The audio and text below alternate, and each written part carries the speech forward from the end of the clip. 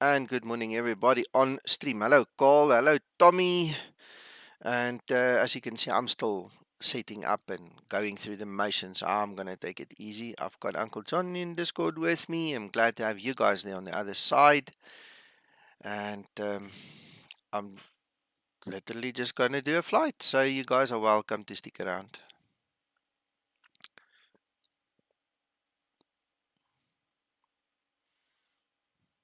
Hello, Steve. You too. Welcome. Hello, Peter. Guys, apologies for last week. I didn't think I streamed a single time on YouTube on the last weekend, but I was sick as a dog. So I'm feeling much better. Here we are, starting over.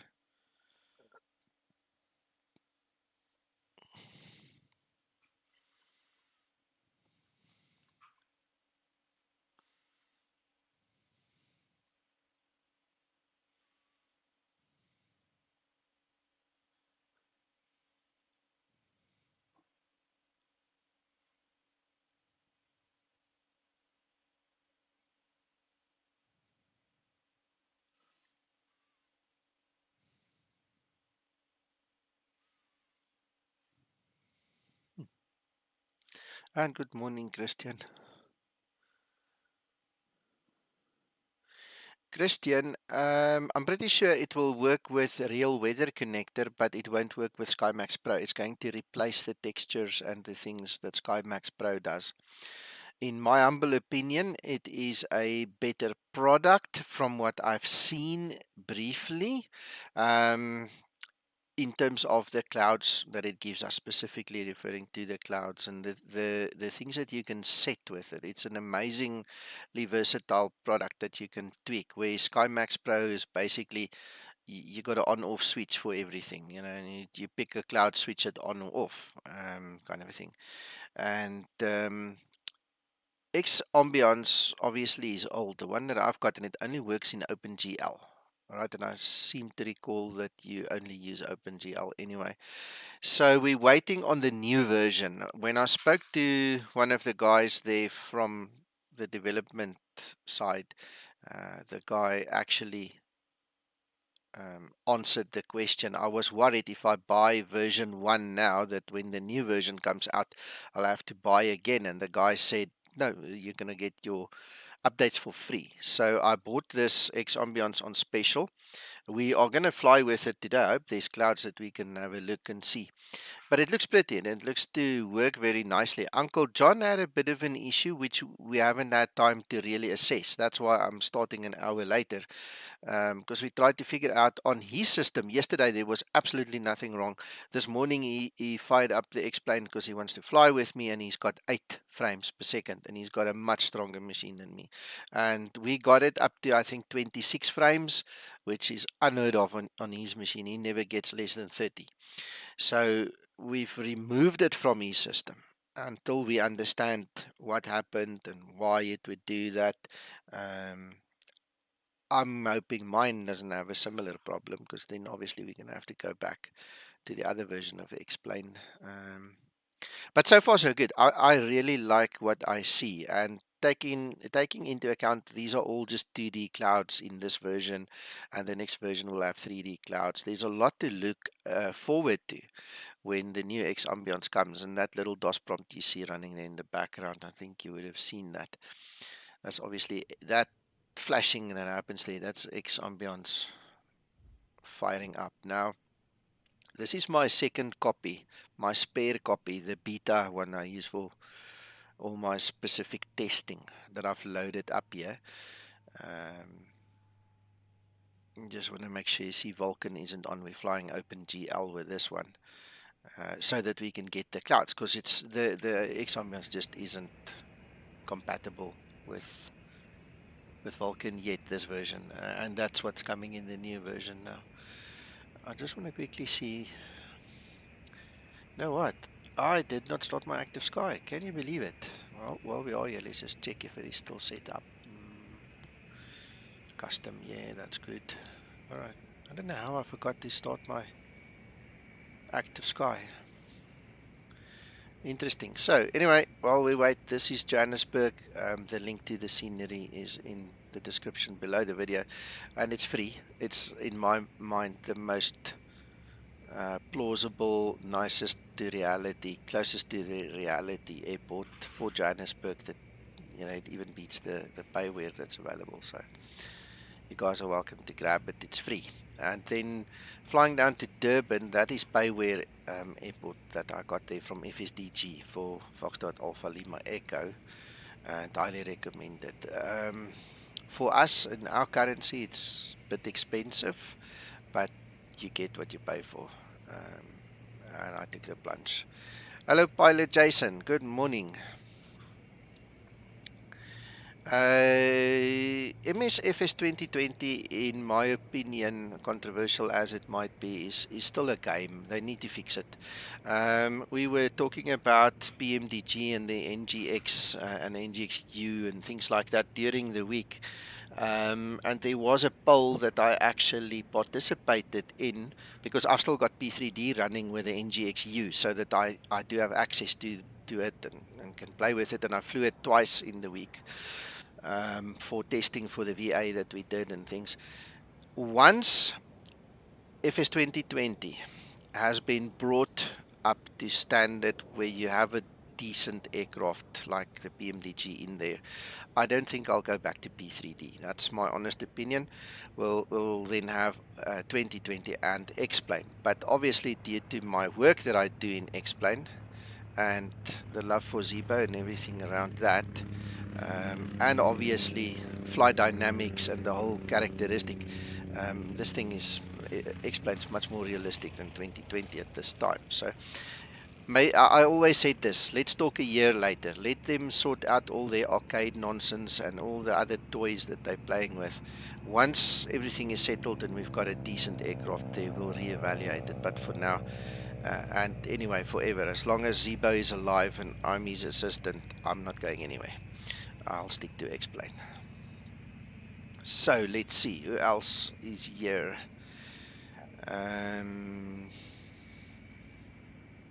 Yeah, good morning to you too, Christer. I'll have to use Google Translate on that one. Yeah, X-Plane, Chris, I agree with you. There's not much that comes close to X-Plane. There isn't a perfect sim, and that's why it's still just called a simulator. I mean, it's imperfect. When P3D brought out their version 5.2 the other day, they made a rookie mistake. I don't know how they could make it, and I don't know if they're going to patch it or if they're just going to turn a blind eye to it. But if you press Shift and Z, then you get that text inscription at the top left-hand corner that shows the winds and the G-forces and your frame rates and things. If you have that thing open, every now and then you get stutters. When I landed, it froze for like 30 seconds. I went scoured around on the internet. Apparently, it's that thing. It's a rookie mistake. I don't know why they did that, but even so, still, I mean, it's a decent sim. You can fly it. Our commercial level D sim here in Johannesburg from British Airways and Comair is based on P3D. I've flown that level D a few times. I've got a couple of hours on it now.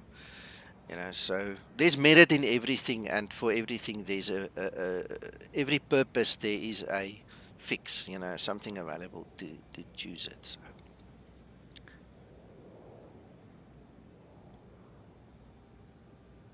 Yeah, excellent, Jason. I used to fly from Wonderboom. Two of my customers, I'm in IT, and two of my customers, they had dozens of aircraft and helicopters and stuff. So, that's many, many moons ago. It was fun while it lasted, but yeah, I had to choose between flying and family, and the family won. So, and my active sky is not starting up. I don't know why. It's point blank, just refusing. It's just not starting up. Didn't you have this problem yesterday? Negative. Negative. Let's go to Task Manager. Oh yes, Jason, what I wanted to say, sorry, I forgot, specifically aimed at you. If you look at um, this, I don't know if it's still in here. Yeah, this one. This Airfoil Labs Cessna 172 SP. If you get that thing and you enable the experimental flight model for it in X-Plane. Ah, okay. I've just been notified that my stream disconnected and reconnected. I hope you guys are still here. That's not on. That's rubbish.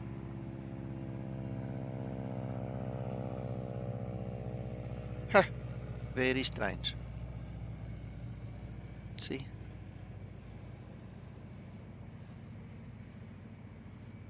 Right, excellent. Okay, man, that had me worried now. So I don't know whether you saw this, Jason. I'm literally going to repeat myself just to make sure you get the message. F4 Labs Cessna 172 SP. If you get that one and you enable the experimental flight model, you're going to love it. All right, 100% cool. Thanks, Jason. So, when we used to do training with the VATSIM guys here in South Africa on a Saturday morning, that was the aircraft that I used for the training and instruction. Lovely little machine.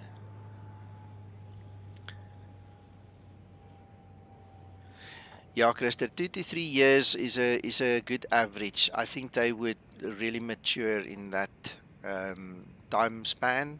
So we're holding out. Let's see what happens.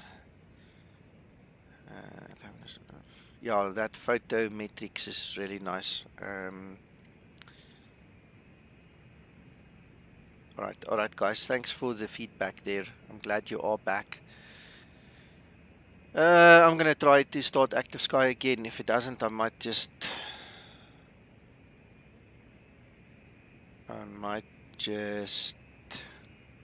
restart Explain. But let's see. Let's see. All right, it started up. Now it just needs to update. There we go.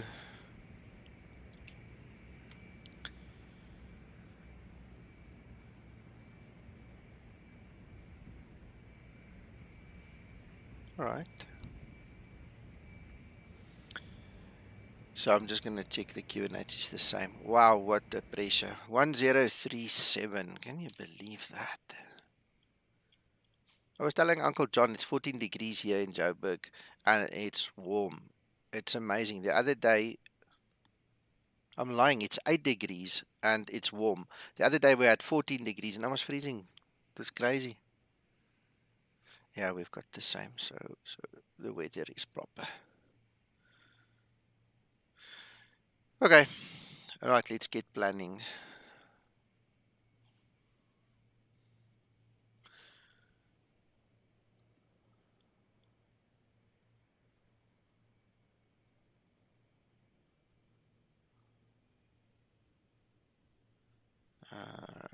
Edge.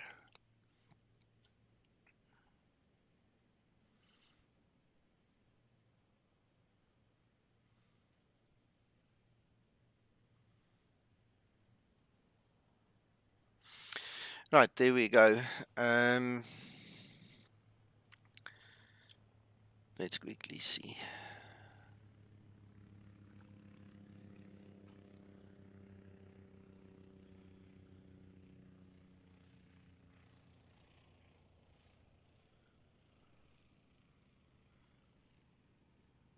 I'm trying to change my aircraft because the aircraft it's not accepting for some certain reason.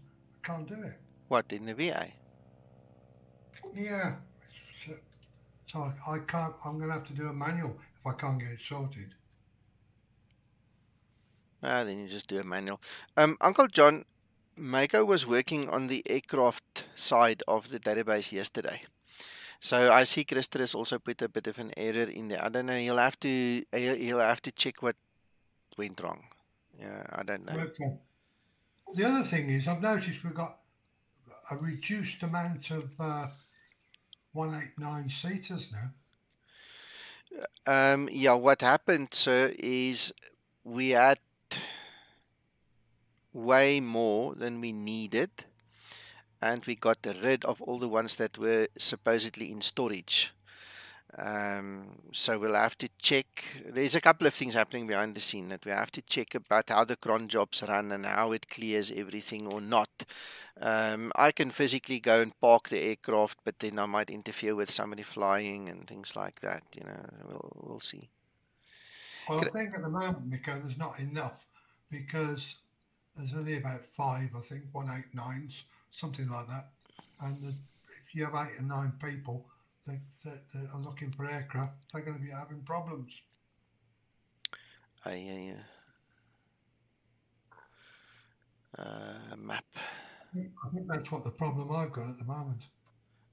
Well, there's only 4 people flying, so the question then becomes, why did the system not release the others? Because it is supposed to be an automated system. If you go to the fleet hangar and you actually look at all the ones there, I mean, there's 26 of them in total already. What, 189s? Yeah. And I added, I think there's 10 160-seaters now. Yeah, 10 of them there they are. Okay. So, I need to have a look, see how to just to get to the hangar.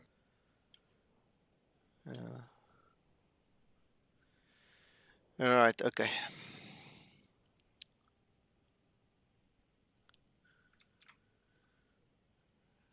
All right, so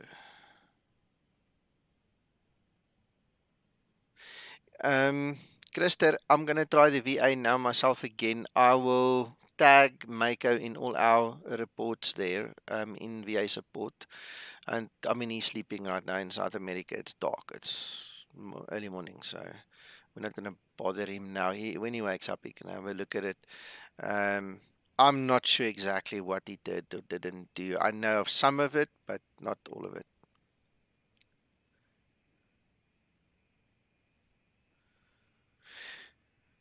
Right, okay, we did that. Then we said 03 left, APDAK 1 Bravo departure.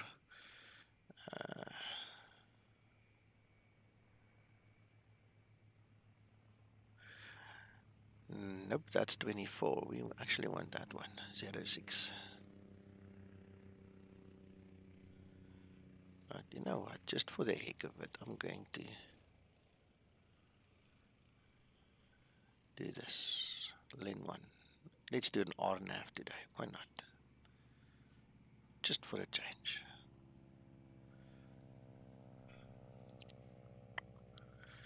Wrong button.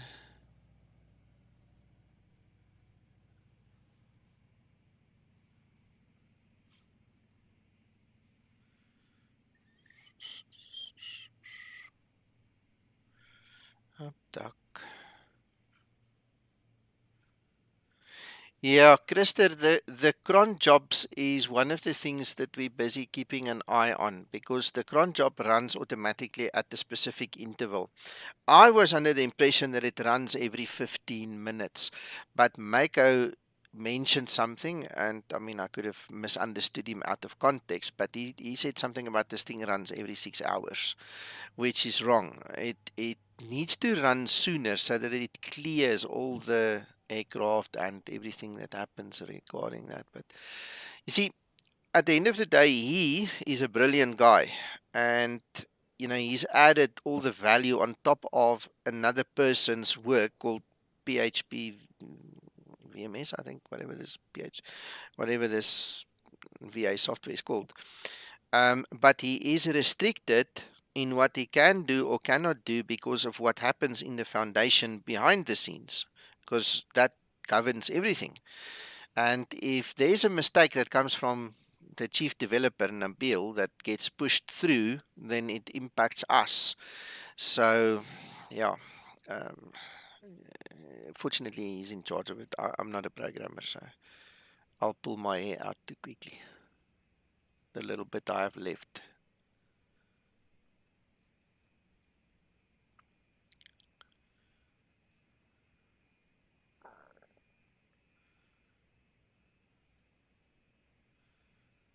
Okay, so that takes care of our flight routes. I'm just going to copy this. I'm actually going to do the export in the external desktop because then it goes directly to my explain appropriate folder. And then I can close that. Okay.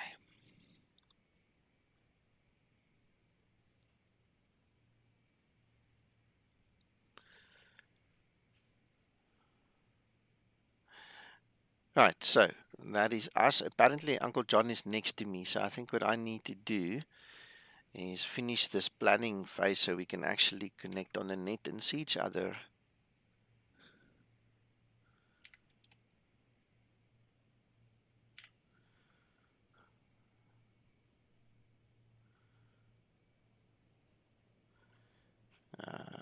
Right, where's my active sky?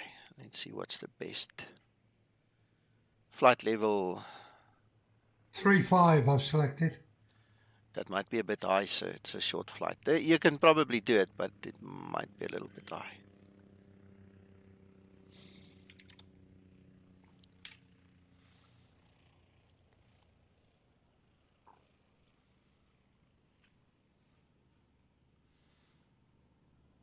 Right, if I look at what active sky tells me, I'm gonna go try 270. We'll figure it out now. Let me actually put it on screen so you guys can see what I'm busy doing. Right, so I've imported the flight plan that I exported just now. So if we click on the refresh, we can go to briefing. And there you are. You see, now it tells you your selected flight level has the most favorable wind. So I'm going to go for 270 then. I took the Repeat wrong that, flight was plan. that 2.7? Yes, sir. Took the wrong flight plan there. Thank you. Should give us the same results. Right, Uncle John. Yes, sir. Okay, it's changed to 290 because I had to update the correct flight plan. So I'm taking Okay. 29. Thank you.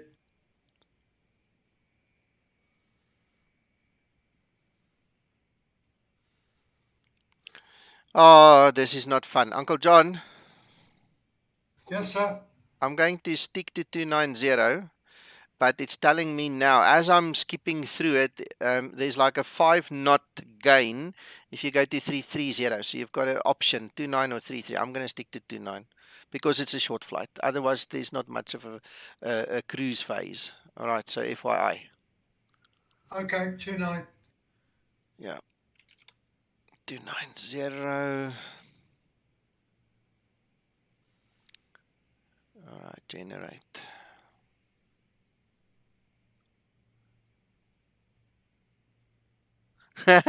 Thank you, Krister. Appreciate that. Right, so let's go do this plan on iVeo.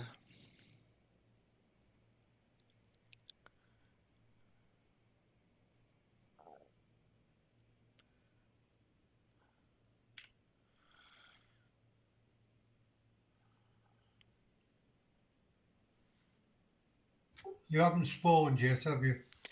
No, I have. I just haven't connected to the net, sir. I'll be connecting shortly. I've just done the flight plan, so now I can actually do the rest. Let me just start my ACARs as well because I don't want to do a manual PyRep.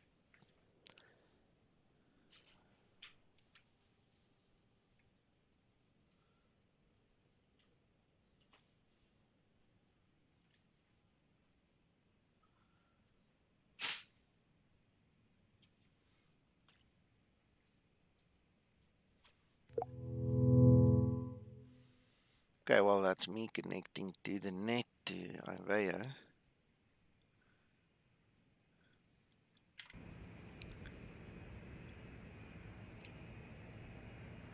And there is Uncle John. Hello. Good morning.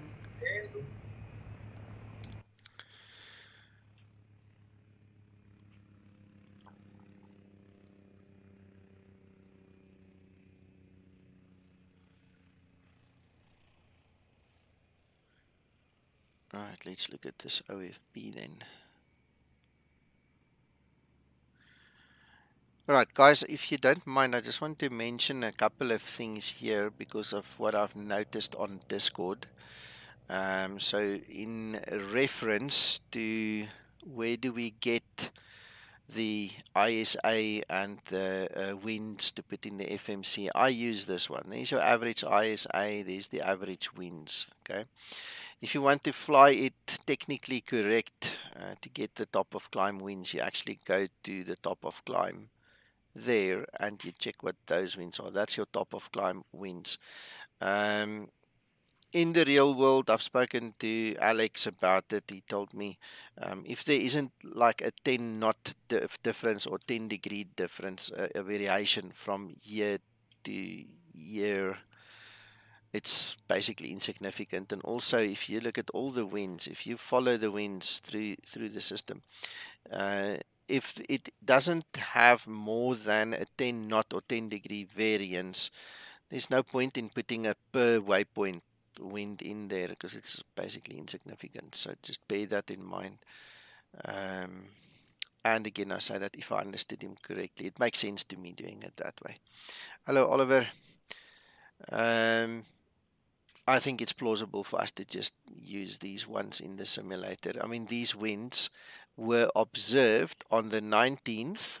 I think today's the 19th, right? Yeah, okay, I'm still waking up. So it was observed exactly at 1200 Zulu midnight. So these winds are like 9 hours old already. So you can now argue the fact that you want to use active sky because it's current and all these things. It just makes for a hairy explanation. It's just easier to use what is here. It doesn't have to be perfect, just plausible. So bear it in mind. Right, so let's see the loading here. There you go, and I'm starting my ACARs.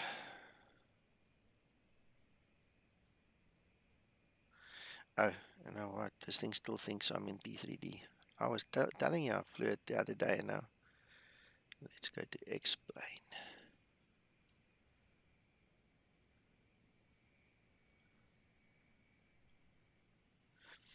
Ah, now it's done the same thing to me. Now it's blocking me.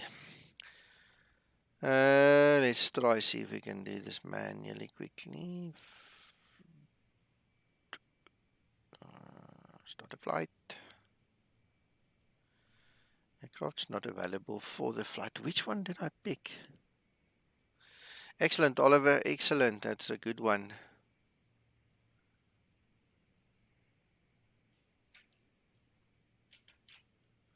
Okay. I'm going to have to do a manual PyRep now as well. I forgot that it was still set to P3D. Unless, wait a minute. Let's try this. Put that on screen. Alright, so let me just reload it from there. Then say start flight. Okay. Close it and reopen it. Let's see if that helps.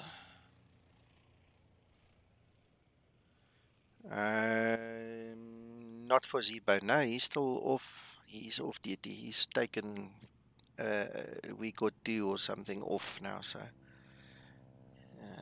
where is this? My gosh.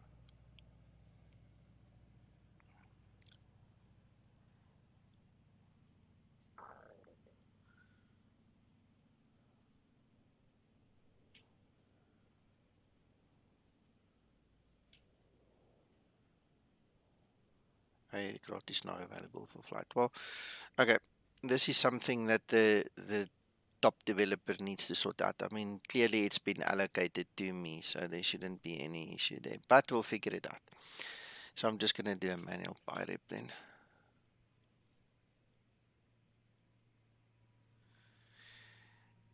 Jason,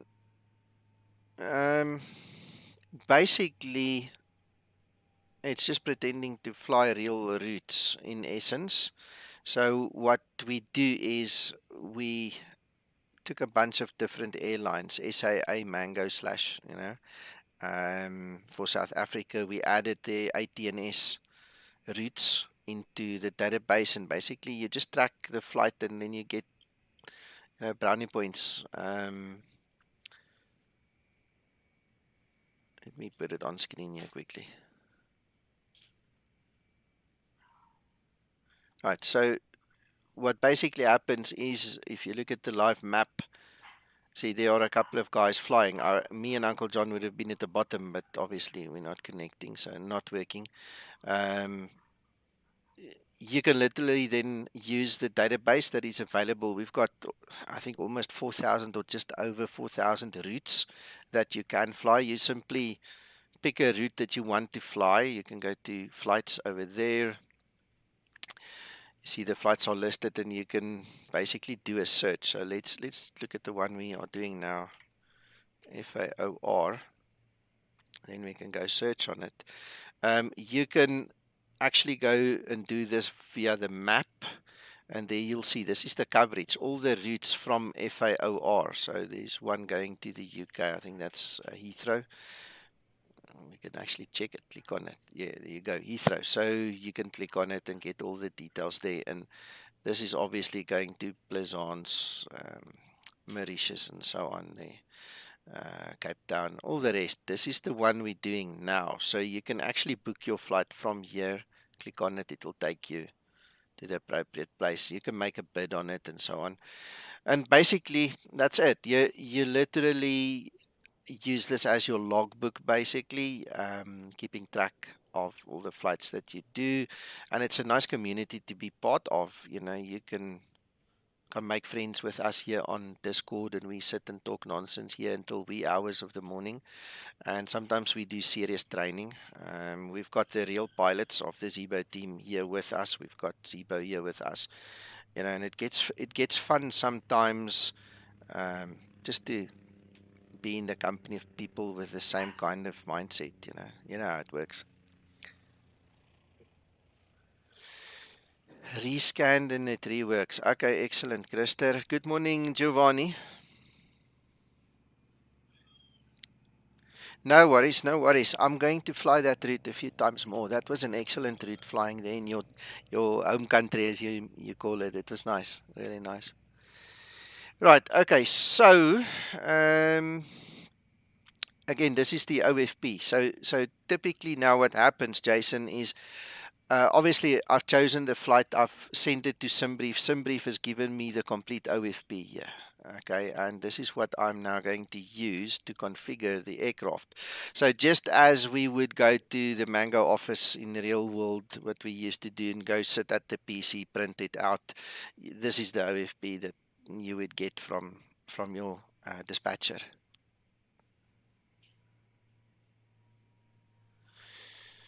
Well, Jason, it will take time. Um, if it's something that you really want to do, nobody's going to laugh at you, and there's no pressure. You can take 10 years for all we are worried about. You can just start somewhere. So, if you want to, we can always help you. Like I said, there's a huge community here on Discord. There are lots of guys that can help you and want to help you if you're really interested. So, bear it in mind. Hello, Drone and Sundry. All right, cool. Okay, I'll try remember. Right. Okay. So, in the whole spirit of flying like a real carrier, I'm just gonna reload this to get the error away. I'll show you how we do the loading and everything, and you just follow along, Jason, and then ask the questions when you get there, and there's something that you need to ask. Yes, Chris, that is correct. Thank you, sir. We help each other a lot.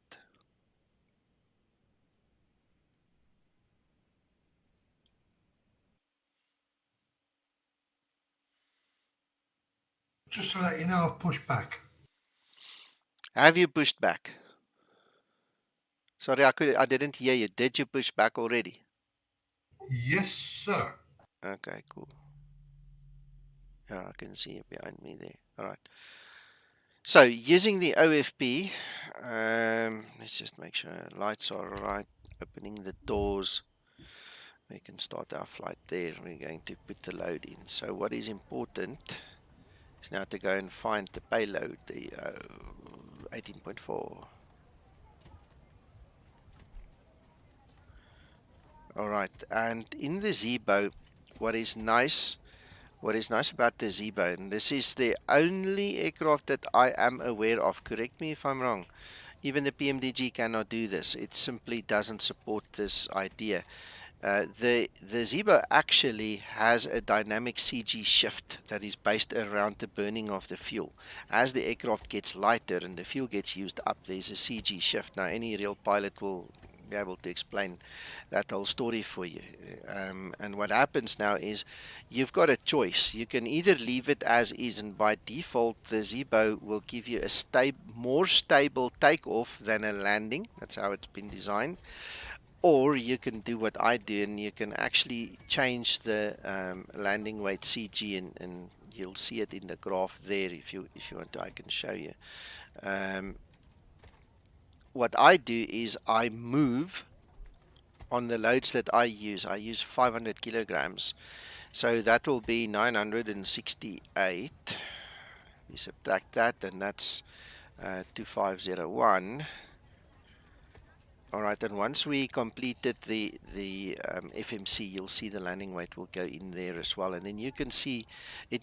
In general, what we aim for is about 21.5 landing CG, because that will give you a very stable landing approach and landing.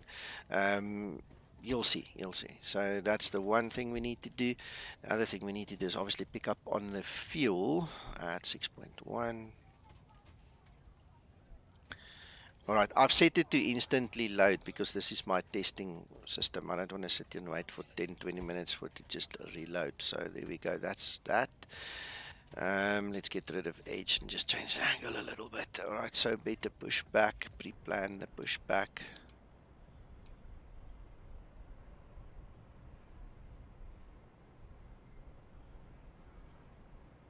Ground to cockpit. Plan acknowledged. Call me through the menu when you're ready. There you go. Alright, so that takes care of the initial stuff. I do not think we need a GPU. We're not that backwards. We've got stuff like that.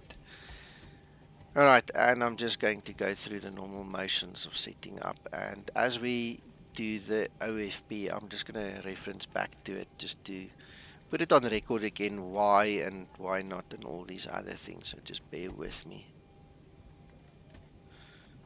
Right, okay, so why do we only have one door open?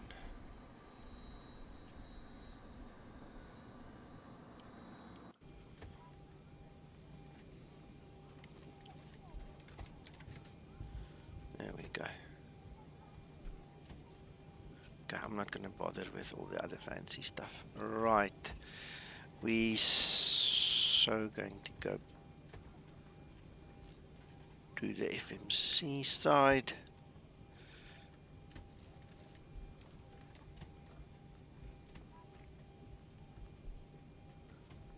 Alright, and that takes us to the route, which we will come back to just now.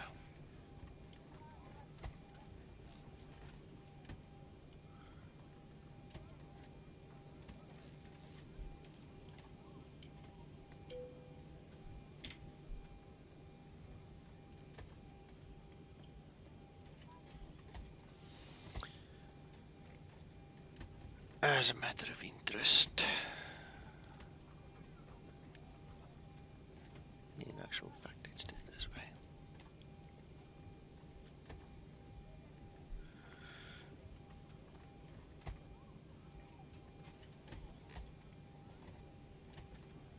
How do you see me, John? Say again, sir? Look at your right. Look at my... How do you see me? I see you, sir. Yeah, but is it the Skymatix? No. Negative, sir. Nope. Right, I see there's other company here as well, so that's lovely.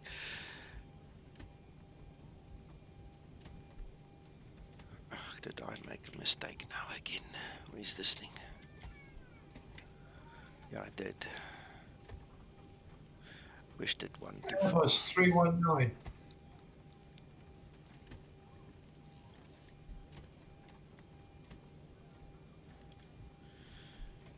Alright, so that must just catch up. Okay, so let's start. FAOR, FALE, FAOR.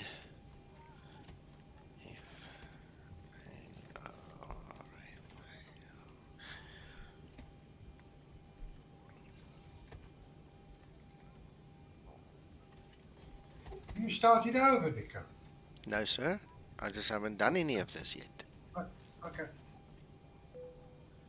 I'm enjoying the chat with the guys today. They seem to want to learn a little bit again today, so I'm happy.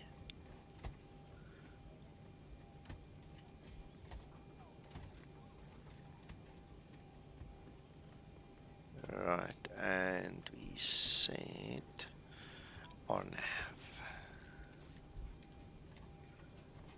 nav 6.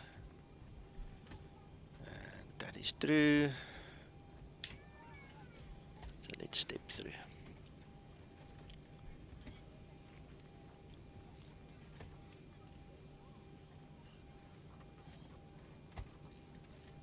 Very pretty.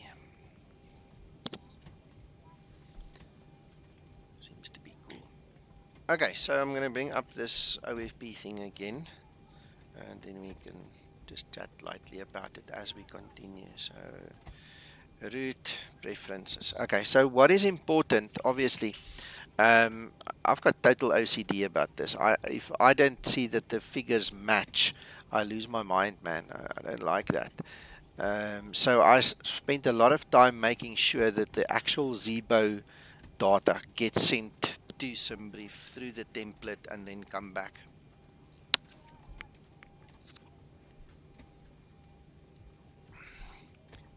Chris, it shouldn't. At the end of the day, you just need to make sure that it makes sense. So there shouldn't be any reason. When I'm confused, when like last night at the new airport that I've never been at, I don't mind choosing the ILS first to see the lay of the land, to see where is that thing going and coming from, and then I build it backwards. Because sometimes, I mean, if you're really in an unfamiliar place, that just makes sense doing it that way. When you do know the area, it's easier to do it the other way around. But it's there's no right or wrong. It's a question of just do it. Okay, so coming back to the figures, we are now looking for a zero fuel weight of 61.5, and you see there we get 61.5. All right, we've got 67.6 for our gross weight at this moment, and our takeoff weight is 67.5. And the difference, the 100 kilogram difference, is the taxi fuel. All right, so guys, please remind me. I'm asking everybody on the stream, Uncle John, whoever else is sitting here. I'm not looking at Discord. There's a couple of you guys here. Please try and remind me, because of another query in Discord of a few days ago. I want to see what that value is before we go onto the runway. But when I talk so much and concentrate on streaming and flying and everything at the same time, I might forget. So I just want to see that that is actually 67.5 or at least below 67.6. All right, so that we actually see fuel flow in the taxi. All right, it should, but I want to see it. All right, then to calculate the reserves, we're going to use the alternate and the fin res, and I'm just going to guess it, so that's about 3 let's make it 3.3. It's a bit lower than it's supposed to be, but you get the idea. Cost index, we're going to do 20. Thanks, Jason. Alright, we said we're flying. Okay, this is the other thing. Over here you can see that is your steps, if any, and we end up at 290. So 290.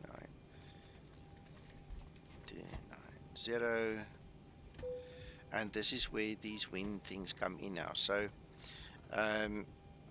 Sasso says it's common sense. You go to the top of climb that I showed you at the bottom. And looking for the top of climb. There's top of climb. So it's 240 at 7.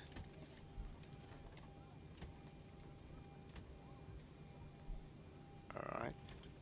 And if we go back, the average is 227 at 7. Alright. So thinking of what Alex said, thinking of what Zibo said, not Zibo, Sasso and Alex said, For me, it's much as when I'm in a hurry, I just use that value. That's your average, but that is clearly more than 10 degrees difference. So, pick one. There's again no right and wrong. Well, this is SimBrief, Chris. This is exactly where it comes from. So I've always done it this way, even in STKP. You and I have had this discussion many times about Active Sky versus SimBrief. SimBrief's wins is old. It's 9 hours old already, more than 9 hours old already. So the chance of that one being correct or that one being correct is zero. There's just no chance. But if you look at your Active Sky, it's going to be proper. It's going to be current. But when you start training people, you don't want to confuse them with things like that. This is right there in your face, so why not use it? All right, so there we go. Execute. Right, never ever move off a page unless you executed this thing. This thing has bitten so many guys in the butt because, okay, Christer. If you forget to execute something, something's not going to work. So I'm going to do a D-rated takeoff today, and I'm going to go for 3-1. All right. Should take over. Sorry, you broke up. What about the runway? Now I asked John, what is his takeoff runway? 03 left. Arrival 6. Yeah. Yep. Okay, so once we get to this page, we're basically done with the FMC. If you've executed every page and all the blanks are filled in, you're okay. There shouldn't be a problem. What I am going to do is, just for the heck of it, I'm going to use a cutback as well. So what's going to happen is at 1,000 feet, in actual fact, this one's going to do it at 800. At 800, no, that's your reduction. Sorry, it's going to do it at 1,000. Sorry, I had to think about that quick. So at 1,000 foot, that's above the ground. It is literally going to cut back to 84.4% of the N1. And this is typically part of your noise abatement procedure, not to scare the aunties with the curlers in the hair so early on a Saturday morning. They're still busy getting ready and putting their little faces on. So, and then at 3,000 foot, it will then accelerate as usual, and then obviously you'll be a bit higher and the noise won't be that bad on the ground, and that's just it. So let's put that in. I'm going to take this off screen.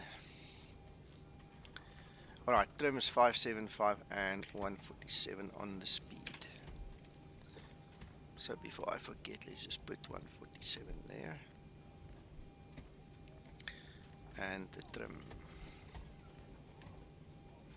is about there, plus minus.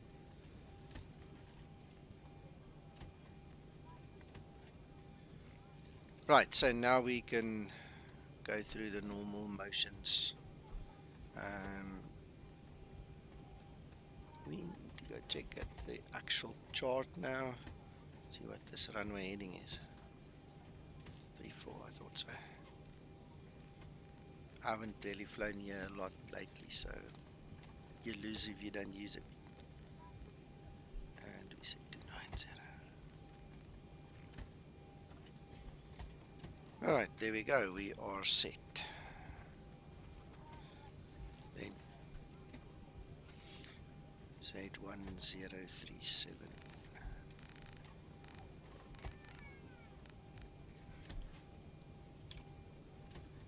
Yeah. Right, 1037, so QNH is set. Uncle John? Yes, sir. I'm going to start the APU now, sir.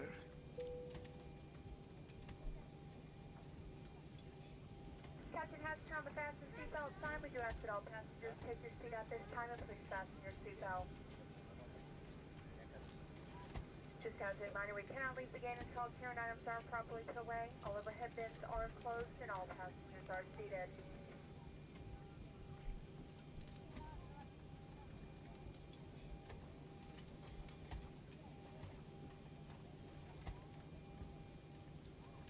Not much wind today. See, only 4 knots. It's not even registering here. Right, let's call better push back. Why not? Ground to cockpit. Toes driving up. We don't have ATC here, do we? Nope. Negative. Back. Oliver, if you followed what was happening, you would know that I've been giving a little bit of training to some of the guys. I've had a few requests to just talk about a few things. And, so it's for the benefit of the guys who want to learn that it's taking a little bit longer than usual.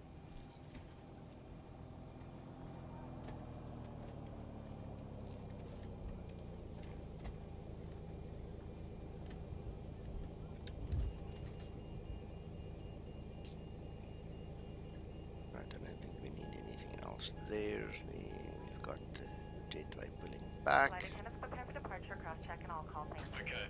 All doors and hatches are closed. Ready to connect.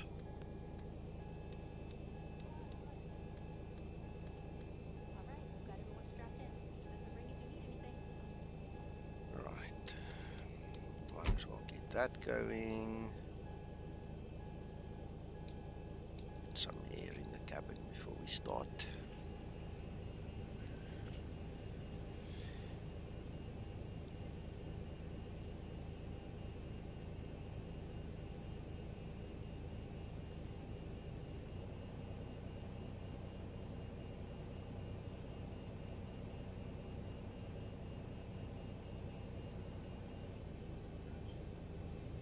Tow connected and bypass pin inserted. Release parking brake.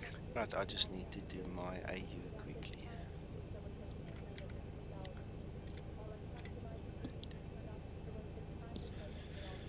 You mean at the top, or where do you mean that? Because I just read it from here.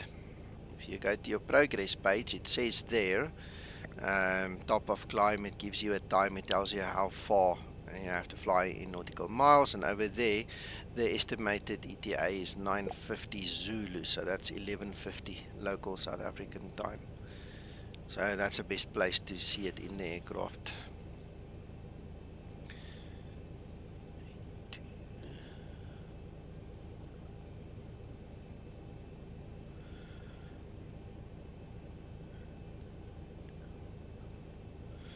Going to take Echo, then Alpha. I'm not sure what that tilting point is called. Let's call it Bravo. I don't know. 03 left. APDAK. Transition is 8,000.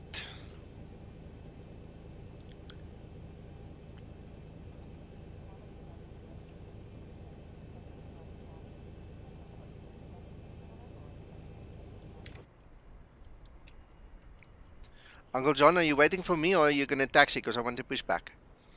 No, you push back. Dankie. Starting pushback, and you may start engines.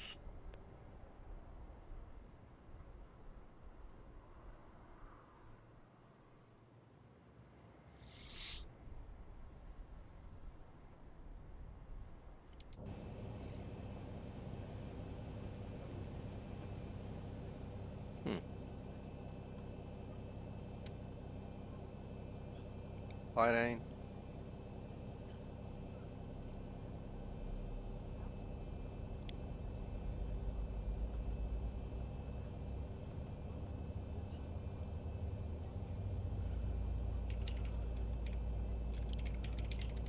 Huh?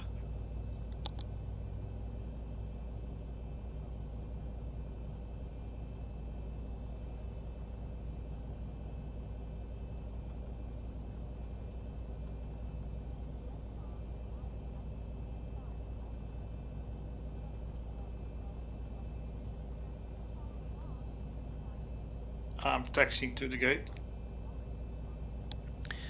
Awesome. Roger.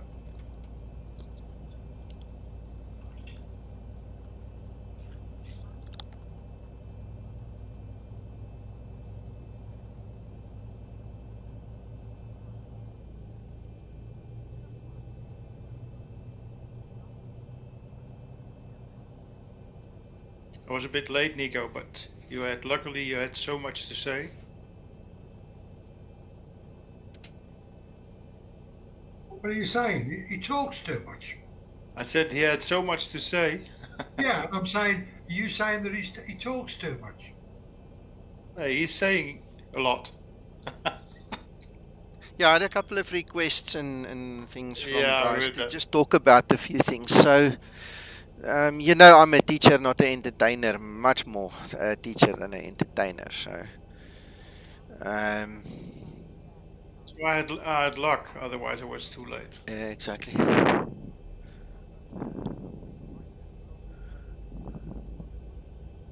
Operation complete. Set parking brake.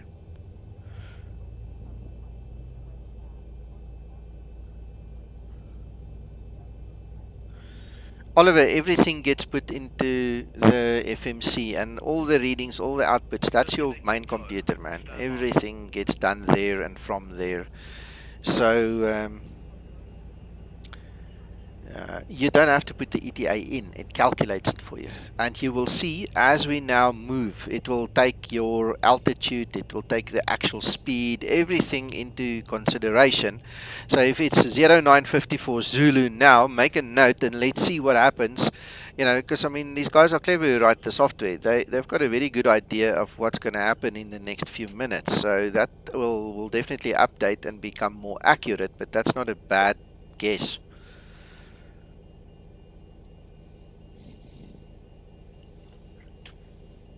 Alright. Tow is disconnected and bypass pin has been removed. Hand signal on the left. We'll see you next time. Have a lekker flight. Have a lekker flight. That sounds so Afrikaans. Eh? Awesome.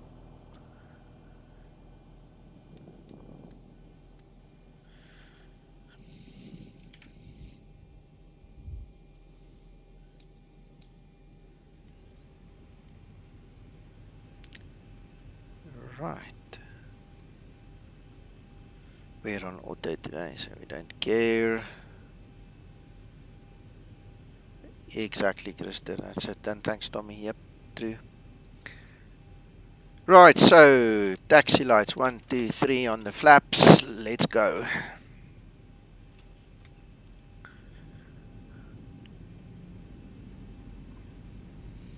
Okay, Togo. Enjoy. Thanks for flying with. Yeah, nice to see you stand on the ground once. Ah. I'll go in front. I'll teach you where to fly. Okay, I'll keep you in mind. I'll watch out for you. Oliver, then you have to go to a flight school or come talk to one of us here on Discord, because now you're getting into a mathematical equation that's not required to know. It's not necessary to work out the ETA. I mean, we can give you rules of thumbs and all of these little things, but when you have an FMC, it literally does everything for you. And I'm a lazy guy. I don't do anything if I don't have to do it, and that goes for my whole life, in work, at the home. If there's nothing giving me a proper reason to do something, I just don't do it. Ah, that might be fun, Drone and Sundry. Yeah, it might be fun. Yeah. Progress page, Christopher, progress page. That's what I showed earlier. It tells you exactly that's your ETA over there. There's your ETA, everything ETA. There you go. See, it's all there. You don't have to calculate anything unless you really have a love for maths, and I don't. I mean, I got my A+ in school. It's fine. I left it there. I went to study electronics engineering, and once we got to Fourier analysis, I just said, "What the hell's this about? Not for me. Thank you."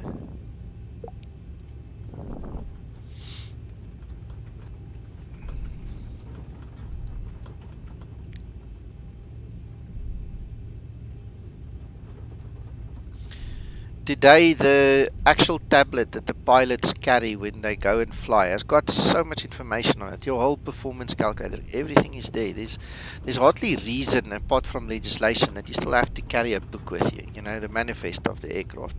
Every single thing is automated. Everything is technology now, and it runs off tablets and things. You don't calculate things, you know, with a calculator or mental arithmetic or something in the real aircraft. So, like I said, unless you really want to learn the mathematics, but then you'll have to come to Discord and get some training. There's no point in doing it.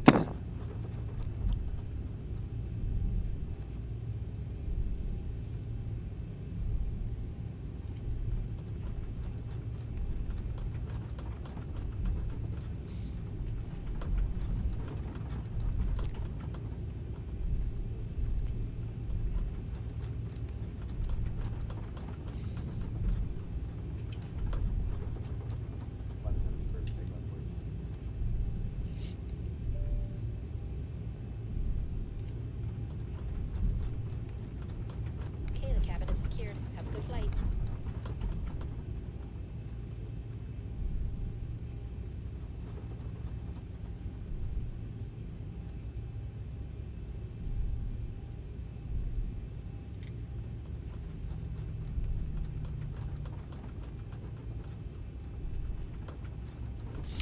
I've got another trick I can show you. I've just thought of that. You know, think out the box sometimes. I want to show you something. I want to show you something about this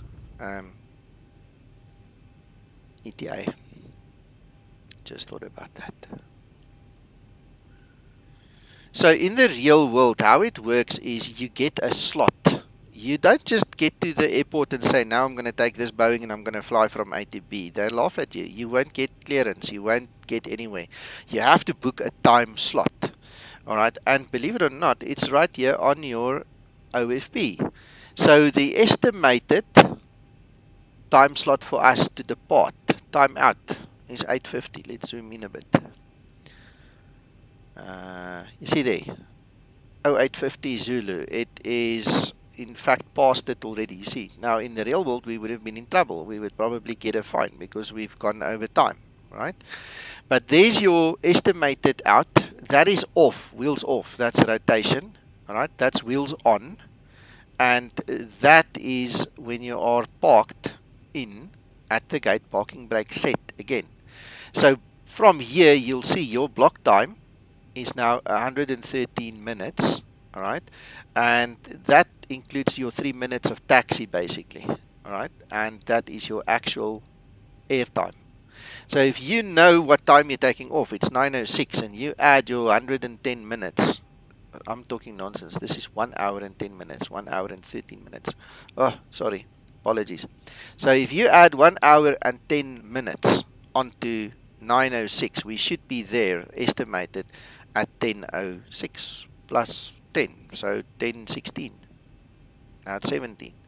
So this is another way of calculating when you'll be there, and obviously if you fly real time it just makes it easier because otherwise you have to take offsets into consideration and things like that.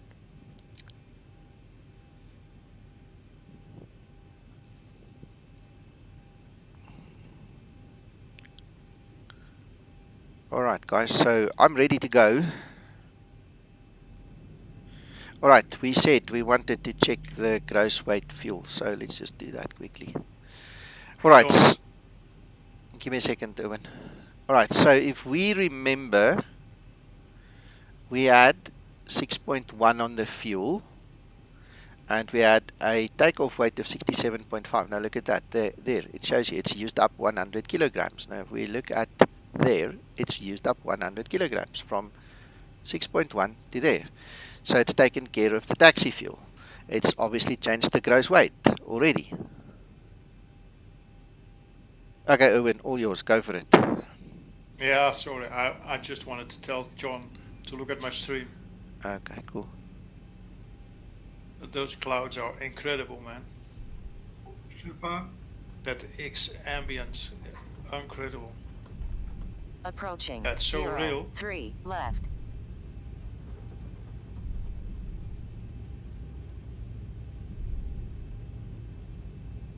Tell me when you roll. Toga. Toga, I'll tell you. 3 minutes will be cool, Uncle John. On runway 03 left. Alright, okay. Fuel flow. Let's look at fuel flow. I don't know if you guys know this. You can actually see your fuel flow over there. Now, this is an option that you set in the EFB because depending on the model of Boeing, some display it, some don't display it. There's a whole story behind that. I like to see it. That's your fuel flow. Current fuel flow. If you want to see the fuel used, you have to pull down, go to the used option, then there you'll see. It tells you how much fuel has been used by each engine. That will auto reset itself. Doesn't stay there the whole time. Alright, I'm rolling and Toga, Uncle John. What the hell is it doing? Thank you.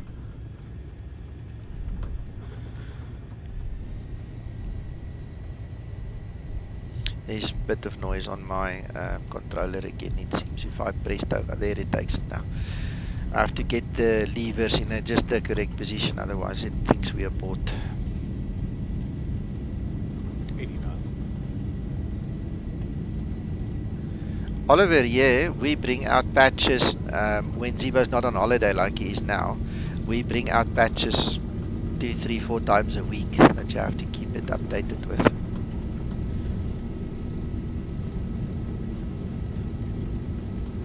B1, rotate. Positive read.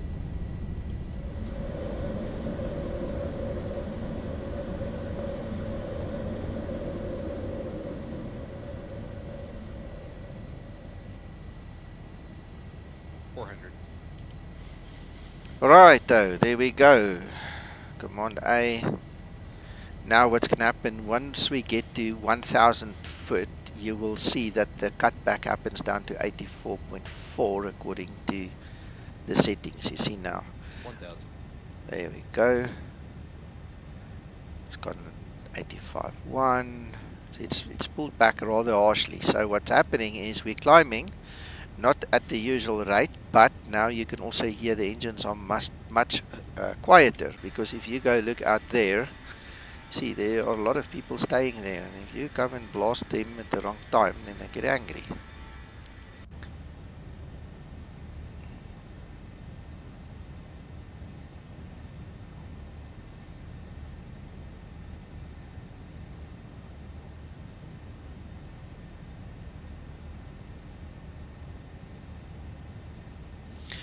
Aviation, Christian, I use X-Organizer and I switch the one on that I want. On, off, on, off. You cannot use xAmbience with Skymatix Pro. You can use it with the real weather connector, but that's it. You can't use it with the clouds and the things that is in Skymatix Pro and their plugins.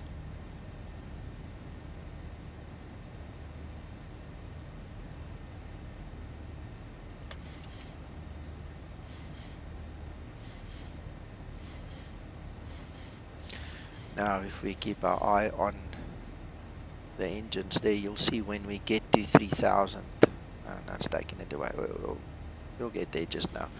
At 3,000 AGL it's going to increase our N1 again and then climb normal.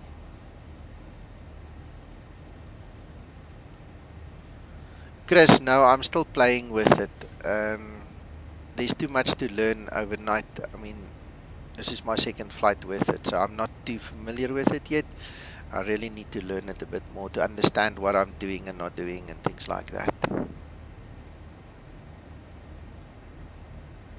Yeah, Oliver, if you don't patch it, then you don't get the latest fixes. Zibo literally evolves this thing with every patch, so you should really look at doing that.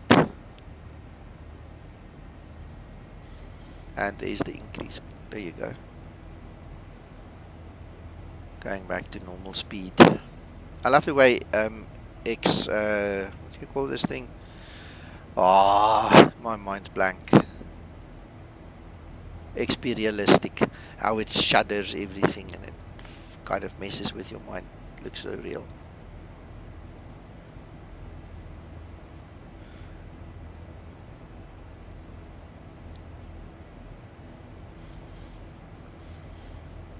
Right, so we don't need to return to the airfield. We can actually now change this 1156 1156.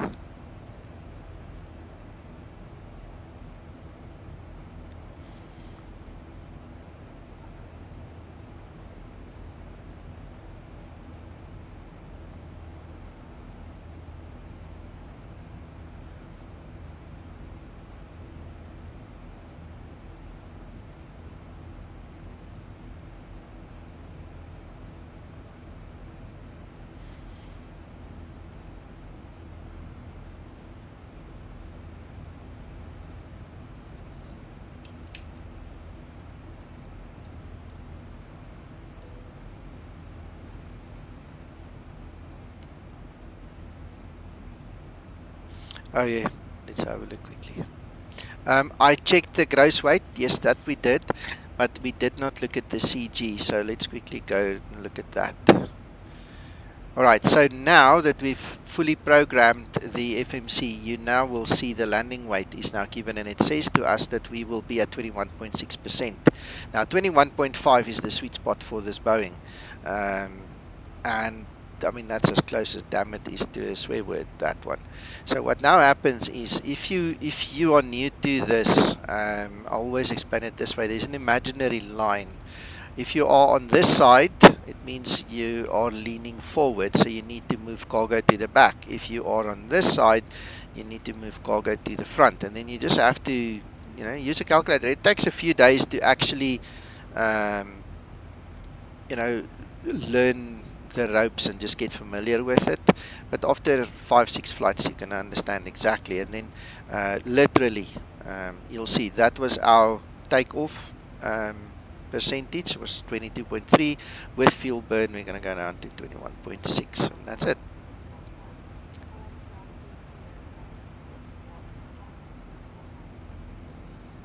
We have an excellent team on board today, and we are all happy to offer you any assistance you may require throughout the flight. Our in-flight entertainment has begun.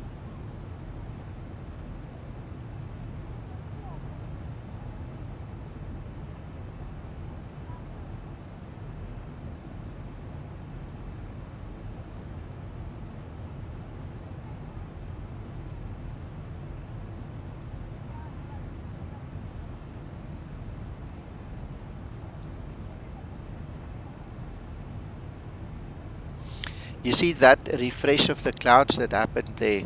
I will have to put my real weather connector in here just to smooth that out, because you don't get it if you run the real weather connector. But I didn't even think about it.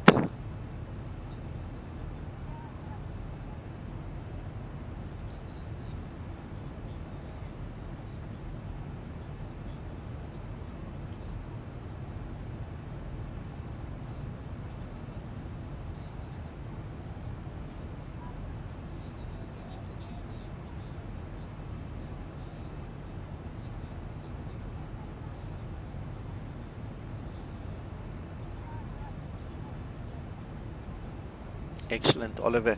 Yeah, sorry, I've lost concentration there for a second. I see you live stream as well. Good luck with that.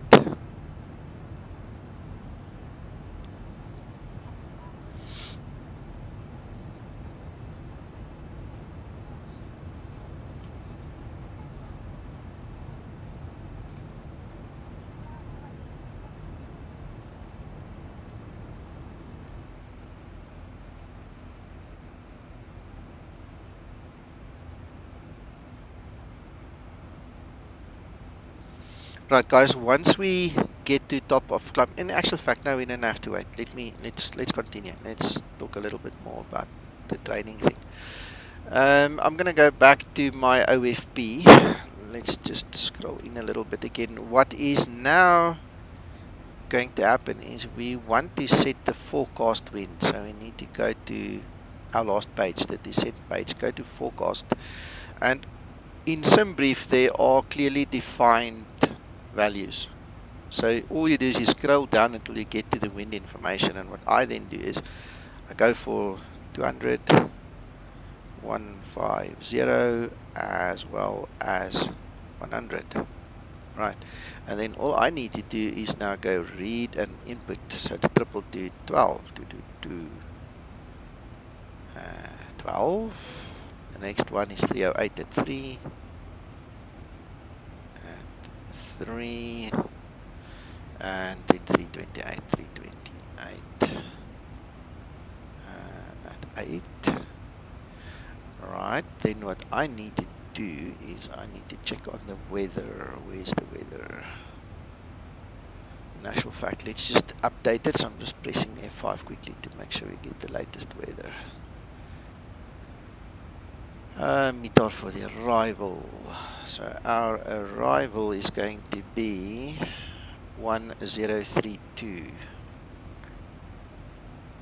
1032. Alright, and then we go back to our charts. Here's the RNAV chart. And on the chart it says the transition altitude is 5,500. So I'm just going to add 1,500, so we'll make it 7. Flight level 070. Right, and the reason you want to do that is just as when you take off, that value turns from green to yellow. What will happen is this will also now turn from green to yellow, prompting you to remember to press your standard button to go back to the QNH. Once we are in the actual cruise, sorry, I was speaking about the standard over here. Once we get into the cruise, then what we will do is just go and grab our meter, put it in there, that value again. I can read it there, it's 1032, so we'll do it shortly. We need to set our decision height and we need to get the VREFs for landing. So I'll just quickly summarize that as we go on. Nico, put some approach rings in as well for them. Okay, yeah, we can do that as well. Thank you, Uncle John.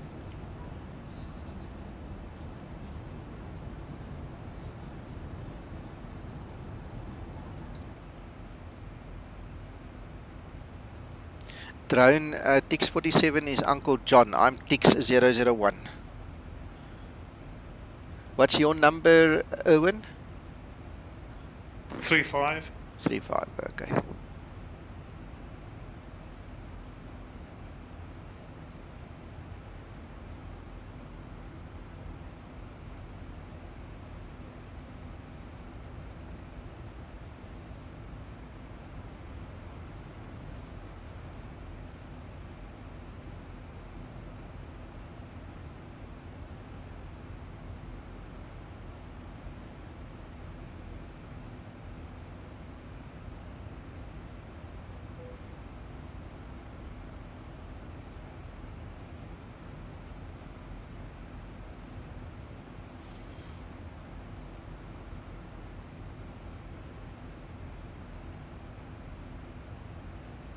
Thousand to go.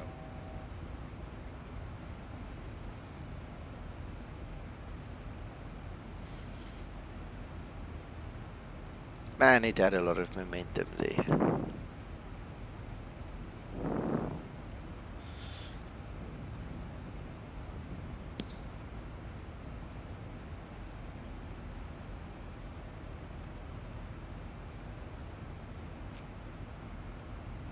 Yeah, Oliver, you need to use, if you want to fly with our call signs, you're going to have to use your account number as a call sign and a link to the networks, because that's our policy. So when we connect and there's another guy using the same call sign, it's going to be a bit of a problem. So it's part of the airline policy, the VA policy, is to just use your account number, please. Prevents a whole bunch of frustration and unhappiness. Right, well, there's TD already. You guys see it's a very short flight. It's not a long one. Okay, so Uncle John has asked me to put the range rings in. So I'm going to go to the legs page and I'm going to look for my final approach fix. Alright, the chart will also have to be used, it seems. Just makes it easier to recognize it. So LE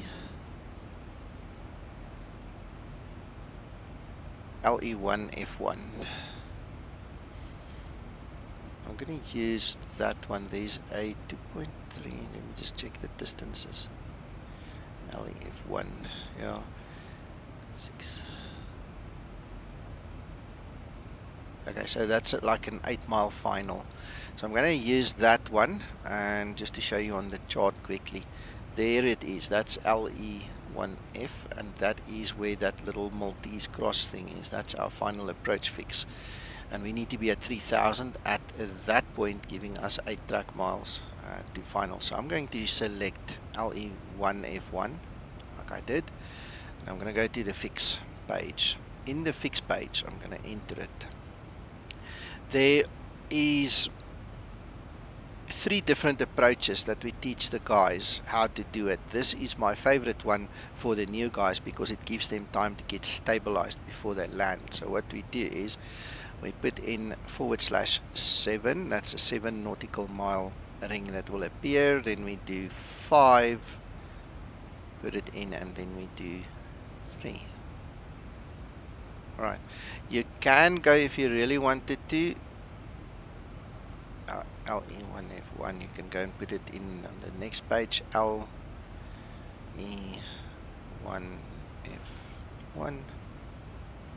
and then you can just add the last one, which is a 1. I usually don't put the last one because it's common sense for me that I need to be ready by then. But there you go. So what happens is,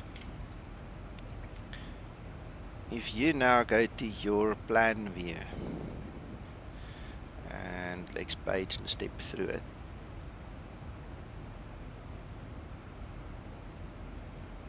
you'll see there are little green rings that has now appeared. See there?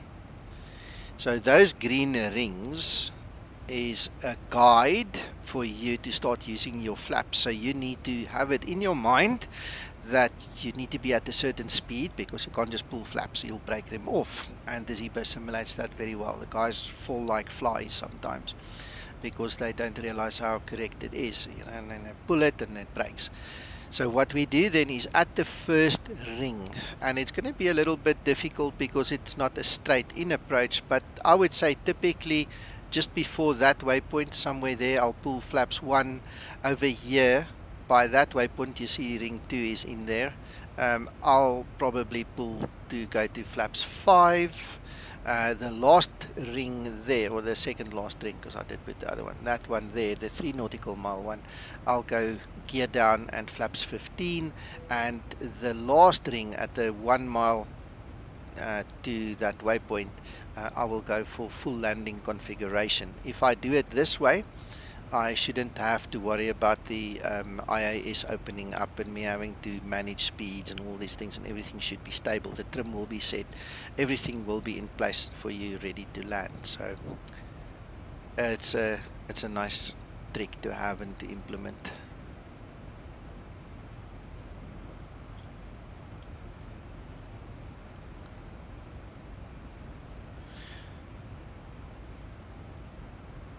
Alright, I'm going to give it another minute or 2, and then we'll start running through the rest of the charts and things. Make sure we get everything ready. I use seasons, Christian. It doesn't work with authos, that's the only problem. But I did inquire, and they said they are working on something like that, where it will actually be semi-compatible or compatible or something. Tommy, no. If I fly into a unfamiliar airport, I would do it. Or if there's a weather issue or something, we can quickly look at that. So let's do that while we've got time, just for the heck of it, just to show the guys. But I don't usually do it. So what we want to do is we want to see that we've got 4.5 tons of fuel. At King Shark, we're going to have 3.4, so that is like 11, and that gives us 1.1 ton. So we need to subtract 1 ton, which will be 65, and 100 kilograms, it's 64.9, then 64 64.9. Now this value is going to assist us to set up the landing flaps, and we need to remember that value, 64.9, guys. So we're going to go there, wrong button, to the landing performance. So we're going to use runway 6, 64.9 is our weight. Alright, then we need to go back, catch the METAR for the arrival. Okay, so the wind will be 010 at 13, 010 at 13. The outside temperature is 21, and the QNH 1032. Alright, so we don't need to add any wind correction components or anything. We are going to use flaps 30. I'm going to leave the rest as is, and when we go to the next page, it tells us our braking performance. Now I'm going to use brake 3 because I'd like to stop sooner rather than later, because otherwise I need to taxi all the way down before I can come back. So I'm going to use 3 and try and stop before I miss the last turn off for the apron and get extra work. So over here you literally now see what your VREF is. You see all of these things that are relevant. It also tells you specifically how many meters it's going to take for you to stop in distance. So that's your maximum manual braking, maximum auto brake at setting 4, 3, 2 and 1. If we landed on runway 24, typically I'll put it on 1, because then it doesn't brake you that harshly and you run through the whole runway to get to the apron on the other side. But anyway, so this is something I do not use every time, Tommy. You know, I know the airfield very well, flown there many times in the real world, so much of a muchness. But if I go to a place where I do not have the familiarity, I will generally, you know, use it, or for training. And it's nice to train the guys to know about it, that it's there.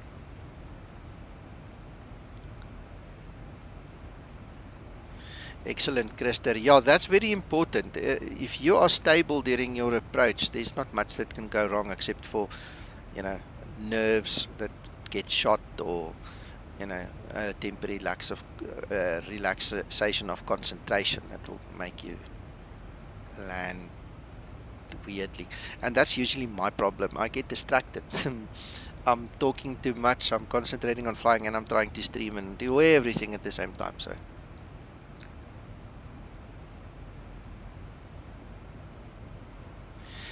SK Sun, no, I won't change it. The A obviously just means it is an altitude restriction. You need to be above the 3000. So I'll hit for 3000. The Zibo and the real Boeing is intelligent enough to go and stop at 3100 or 3050 or whatever, just above it, you know, to make it legal. That's all you want. You don't need to worry about the rest. But I tell you what, Zibo is so much involved with optimizing code and getting more real information in here.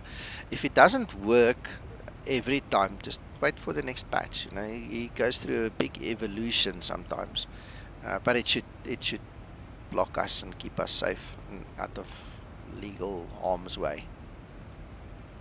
Yeah, distractions, I tell you. Oi. And you know what? Right now I'm sitting here.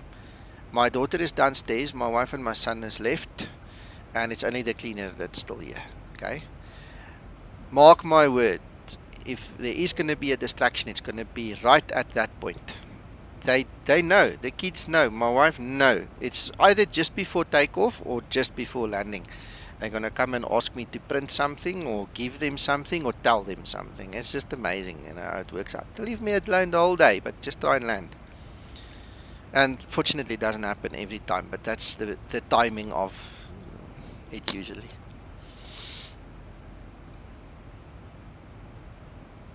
What have we got, about 50 miles, top of descent?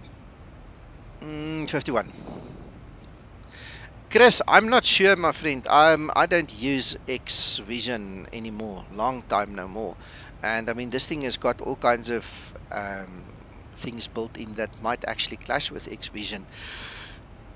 I would say test it, try it, let's see. Then you tell us, maybe you can teach us something then about that.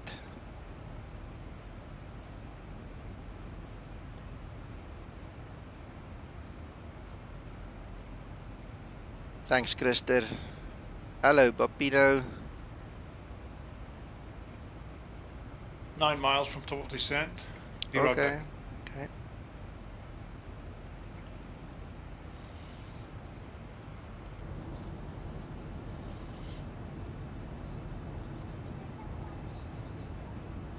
Uncle John.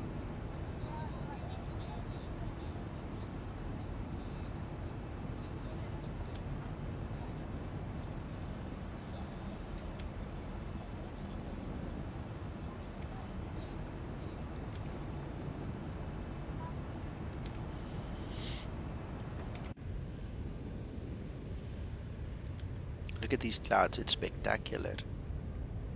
Wow. Huh.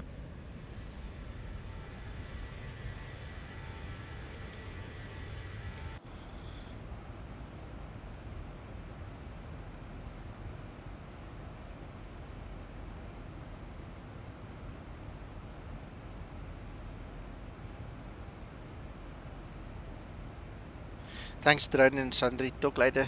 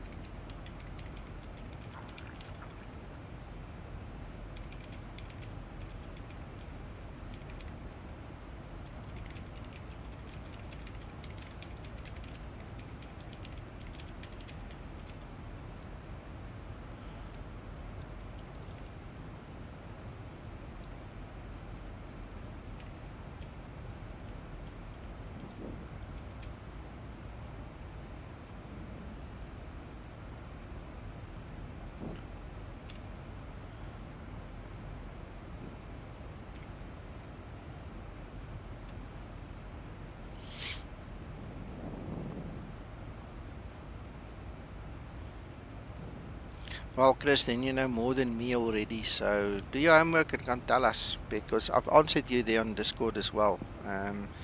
My only concern for Skymatix Pro at this point in time is once you get these clouds, it's overwritten the textures, which means that to get SMP working again, Skymatix Pro, you're going to have to reinstall it.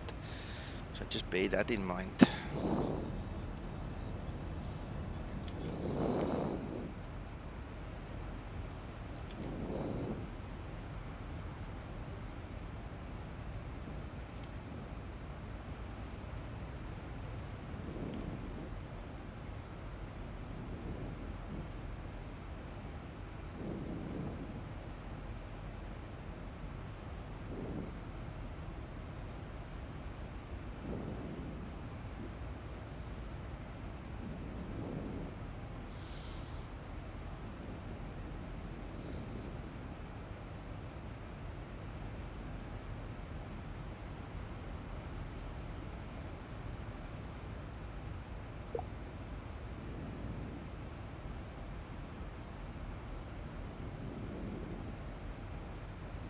Okay, I'm 18 nautical miles from top of descent.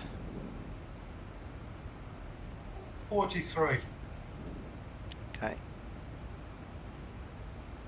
Okay, so let's quickly fill in the other blanks. 10. We want to have 1032. Let me just zoom in so you guys can also see. 1032. So that's put in standby. Now we need to go check our charts again. Right, our MDA is 690. I'm going to add an extra 40, so that means 730.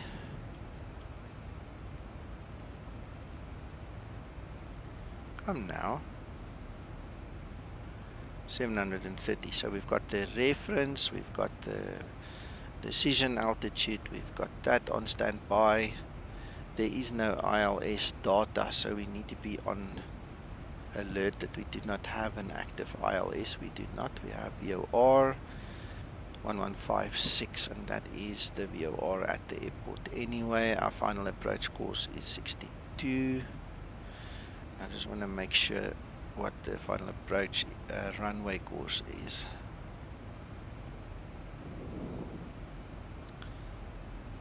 Zero 062. On the runway. Yes, sir. Okay, excellent. So there's no offset today. Thank you so much.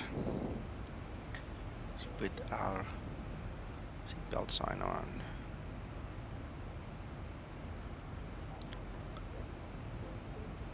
Seated with your seatbelt fastened until the seatbelt sign has been switched off.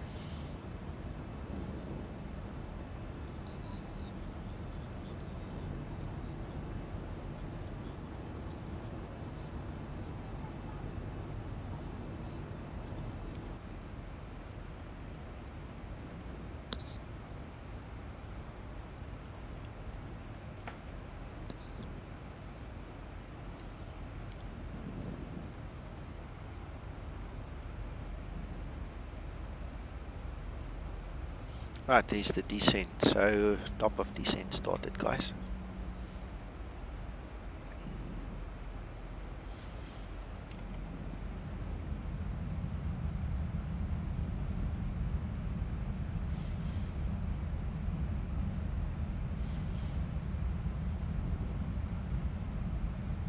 I hope the bot works.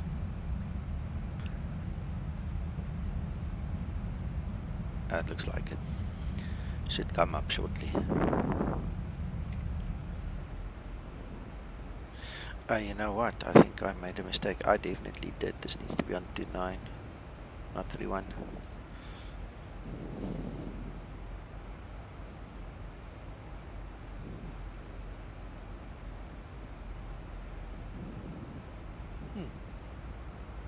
Taking a while. Jason, I'll keep my eye on it. If it doesn't work, I'll find another way of giving you the information.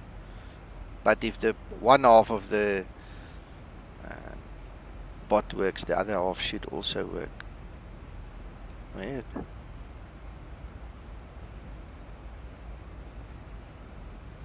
Hello, Mr. Paul. Good morning, everybody. Morning, Paul.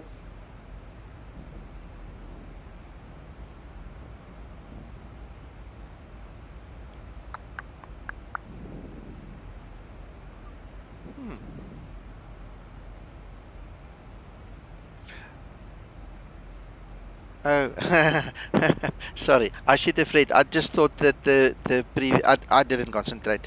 I thought the previous one was just about the private hangar. I see it's got everything. There's Facebook, there's Discord, there's everything. So it actually gave us what we wanted. I'm terribly sorry. How are you, Paul?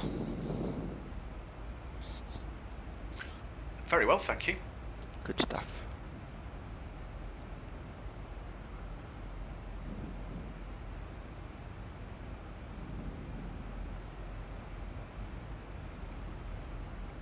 May I ask you a question about the VA? Please do. I noticed that, well, let me show you. I'm going to put that on screen. We used to have a VATSIM button here.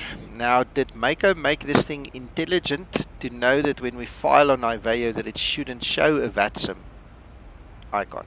Is there any correlation between the system knowing we're going to IVAO and dropping the one button? Or did he just remove the one button? You're more observant than I am. Okay, That's well, all I can say. Okay, I'll ask him. Oh, Jason, it's really an awesome cloudy day. I'm glad we can see these clouds. You know, I mean, this is my second flight with xAmbience, and I'm sitting here totally enjoying these clouds. Nico. Yes, Owen.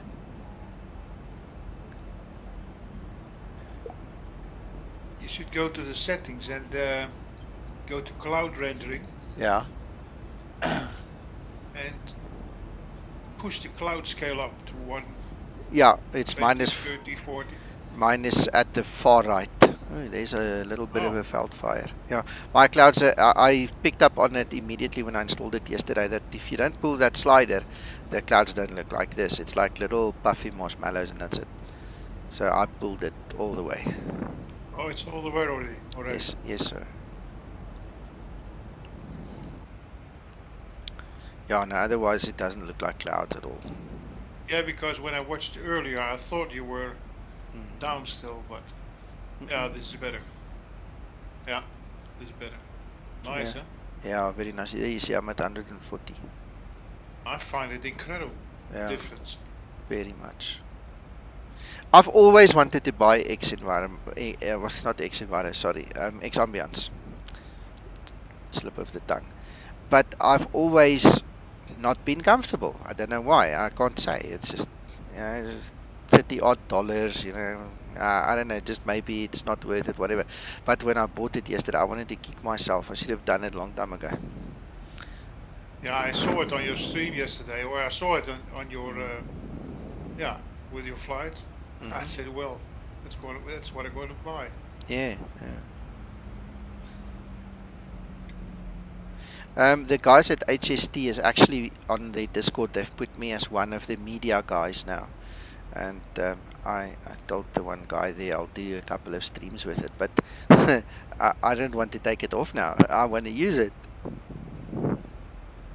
I mean, it's bought and paid for. The only issue with it right now is it doesn't support Vulkan, so you're stuck with OpenGL. But when they bring out the new version, that should also be fixed. So that should be cool.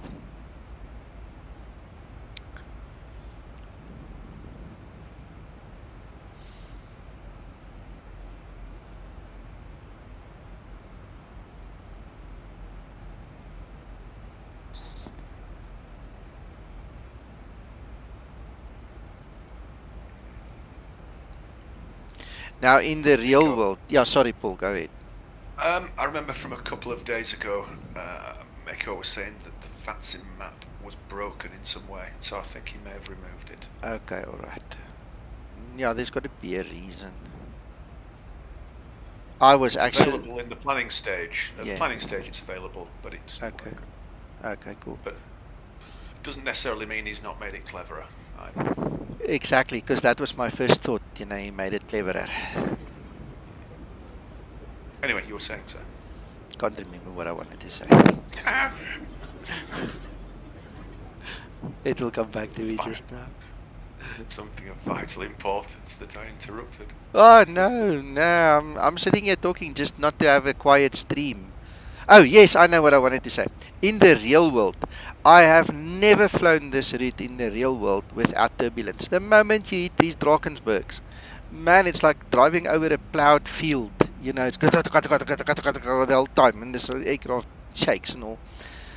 So that's my experience. This is it is so funny. My brother had to fly down to Durban once, and nobody in my family likes flying. Nobody, they hate it. It's not for them. And my poor brother, his first introduction to flying on a Boeing was down this route, and he said to me, "I wanted to die." Because it sometimes it shakes your lungs loose. Shame.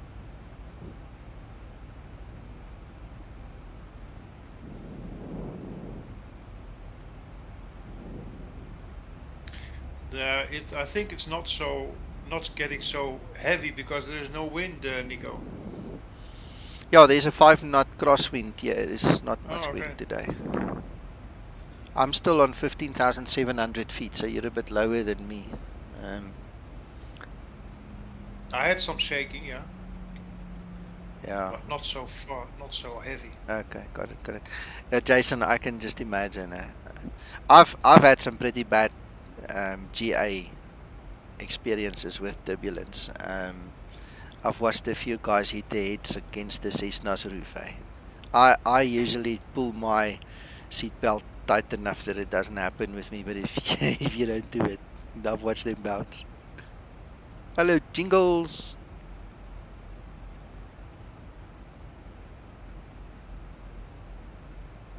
Yeah, I'm with you. I'm with you. I took off any and everything that sounded remotely going to clash, like Asha for the shadows. I removed any Lua script that was working in on shadows or any of the displays. I mean, I worked through the whole story. It's obviously kind of common sense for me that SMP Skymax Pro is going to clash with it because it basically does the same thing, just in a different way now.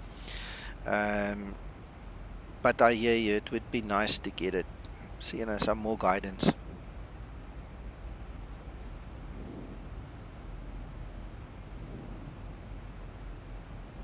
But then again, you've got me and the rest of the guys here on Discord. We'll figure it out and tell you. So you just ask.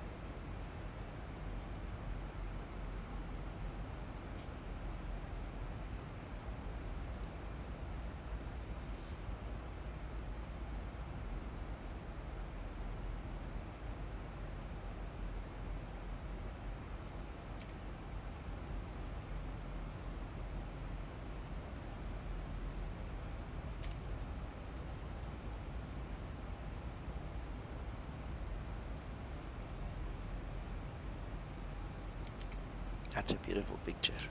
Wow.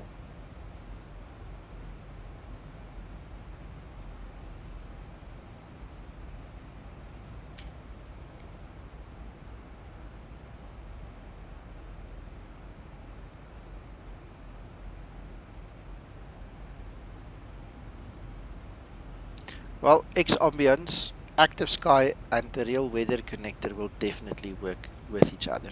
They will definitely work. There's no doubt about that. Skymax Pro, definitely not. X-Vision, I don't know. Chris will come back to us. No, he's actually left. He's not on Discord anymore. Don't know if he's still on stream, Chris, but he's probably testing it now as well.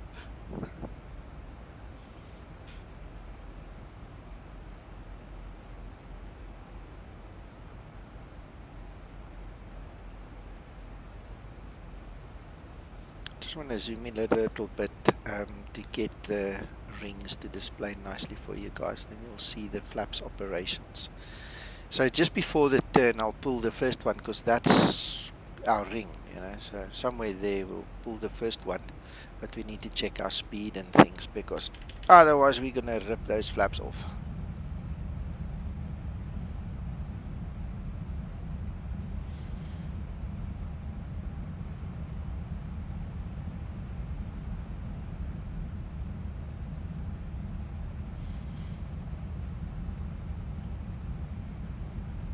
There's the airport.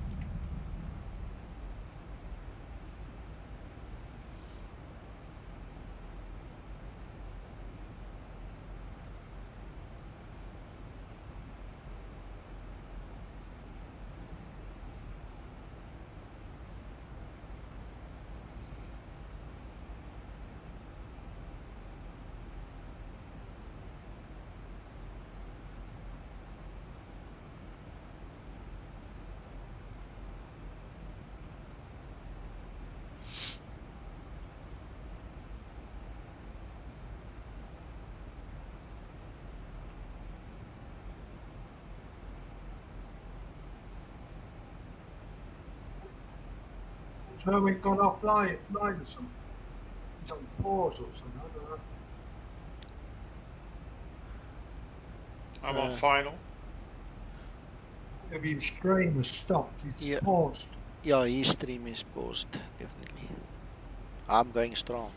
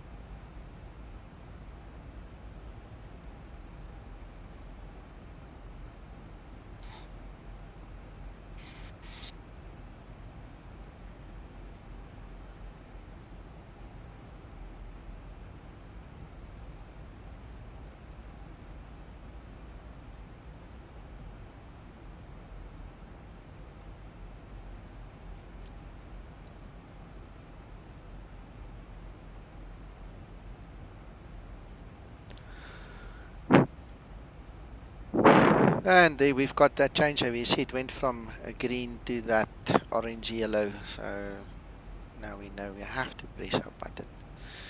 Typically I don't sit and sleep like this. I try and press it before it goes there, but it is what it is. At least we've got 1,500 foot buffer. So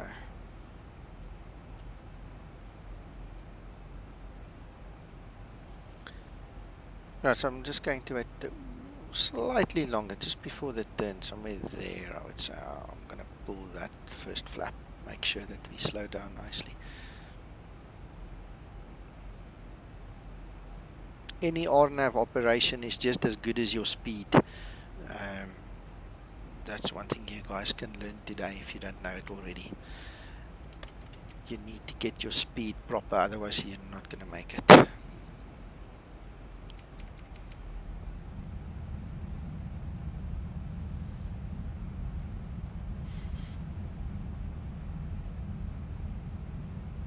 Stable approach list is complete. Green.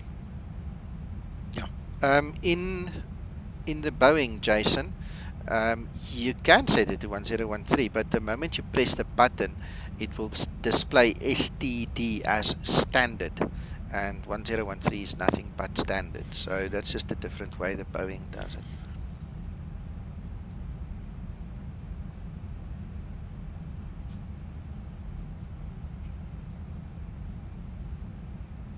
Alright, so now as we are approaching the second ring, we will pull the next 2 steps.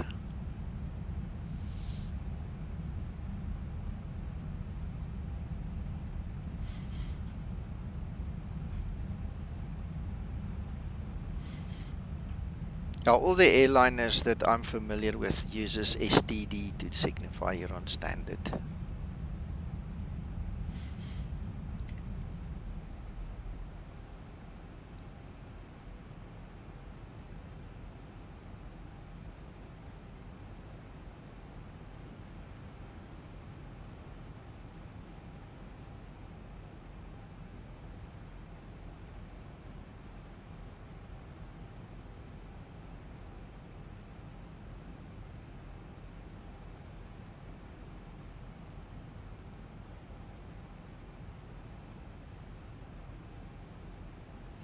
Alright, and for those of you not familiar with Ian, here on our primary flight display, you can see it's already giving us all the indicators that we can actually use Ian. And I am most definitely going to use Ian. So I'm going to hit the approach button, so it can track our final approach course. There we are at the second ring, so I'm pulling flaps 5 now. Alright, there's our localizer coming in. And for those of you that don't understand the Ian story, basically it turns an RNAV into an ILS. That's all it is.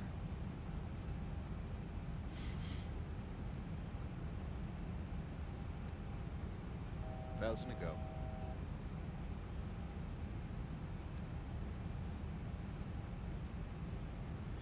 Right, when we get to the next one, we will be going gear down. There's our runway already. Gear down, flaps 15. You see we're getting close now.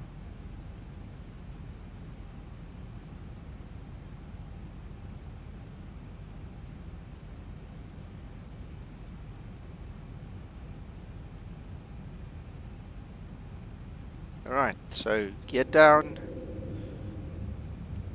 flaps 15.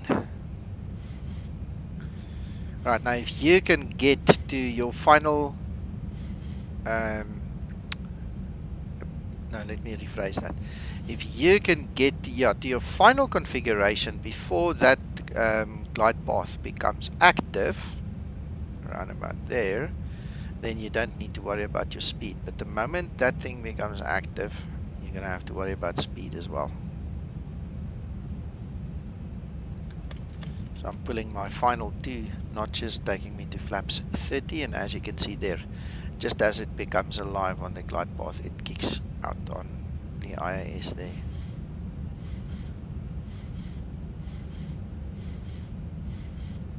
And you can hear the trim is now doing its thing, making sure that we're at the right place at the right time. Okay, speed brakes are armed, auto brakes 3, seat belts, and lights.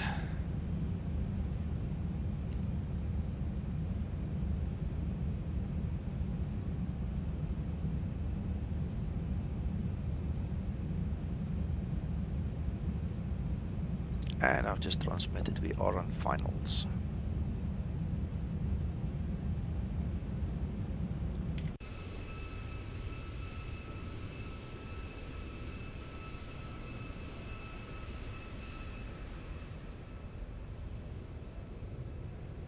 Yeah, I can see both Nico and John coming in.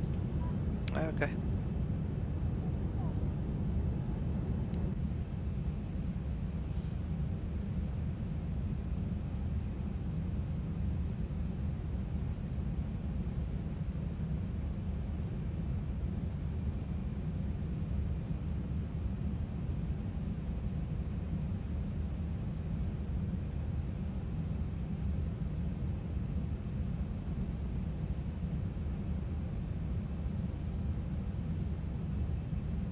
There we are. That's Owen. 1,000 feet, stabilize. Uncle John.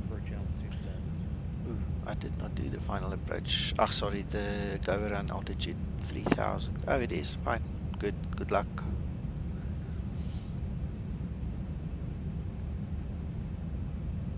Alright, I just need to set up the runway heading to for if we need to do a go around. Shouldn't, but there we go.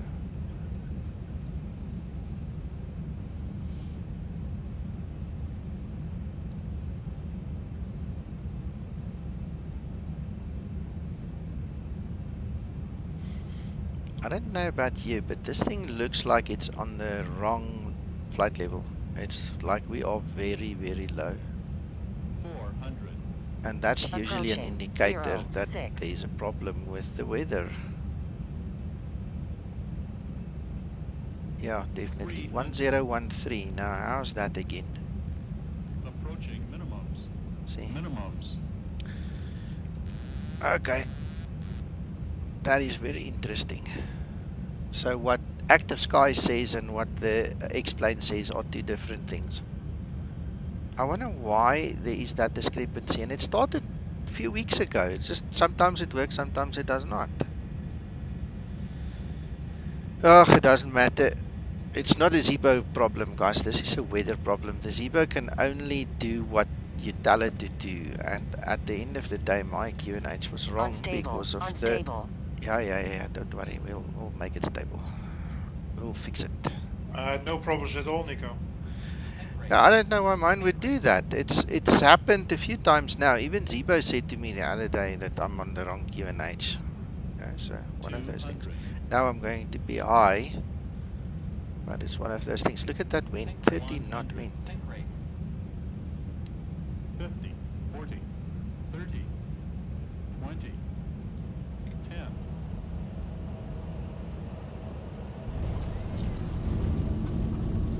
Nice landing. Yeah, but that's Explain Weather. We're not using Explain Weather, Mr. Jingles. I know about the problems. I know exactly what you're on about.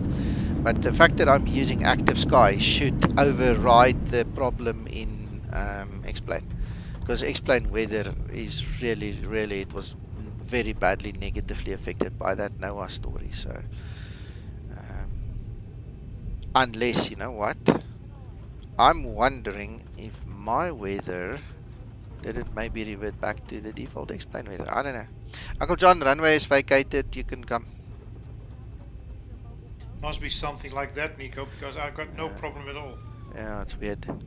I mean, I was on 1032 while I was supposed to be on 1013 because the 1013 is in the sim, but literally on the outside, when I go to my Active Sky, it tells me 1032. 13033. Mine says 32. So I'm quickly updating the weather here. You see, now it's changed. Look. Now it's like it's actually done it.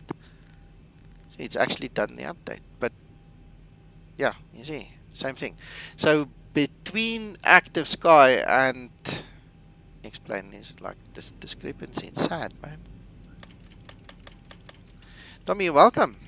And thank you for being here. It's nice to have you and all the other guys here. I appreciate when you guys come around, eh?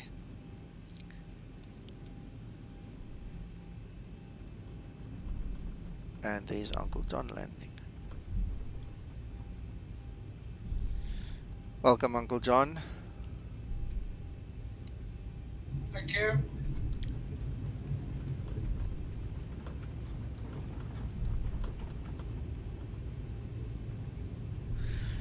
Thank you, Krister. Same goes to you. Thank you for being here and listening and sharing your side of the story as well. Always good.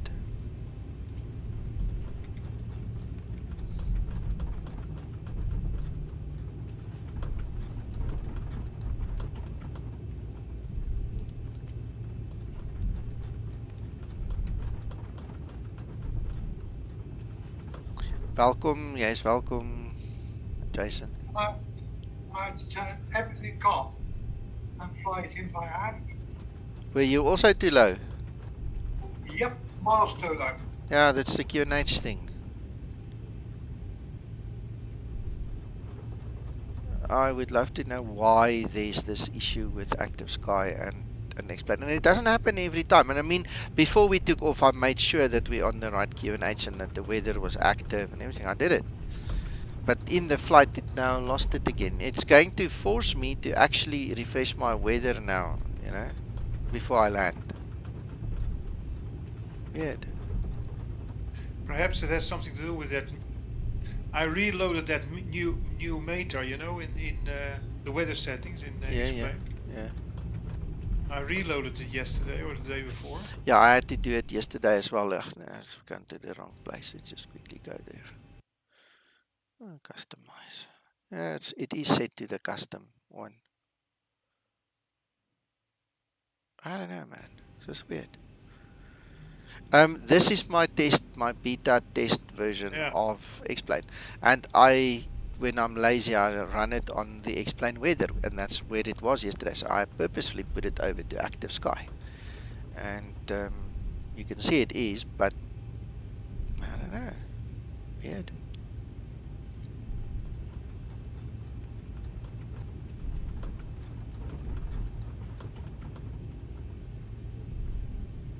Yeah, it must be a failure on the active sky side. Must be. There must be something wrong there, because when I do the refresh in active sky, you saw me, it popped back in the way it should be. So it's just weird.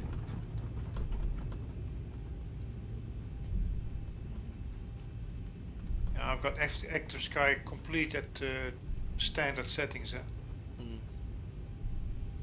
I don't use standard settings. I use my specific settings, and it's been good for all the years. You know, it's not as if there's a problem with the settings. This is an update problem. There's a communication issue between active sky and Explain that I'm not familiar with. Not yet. I'll find out.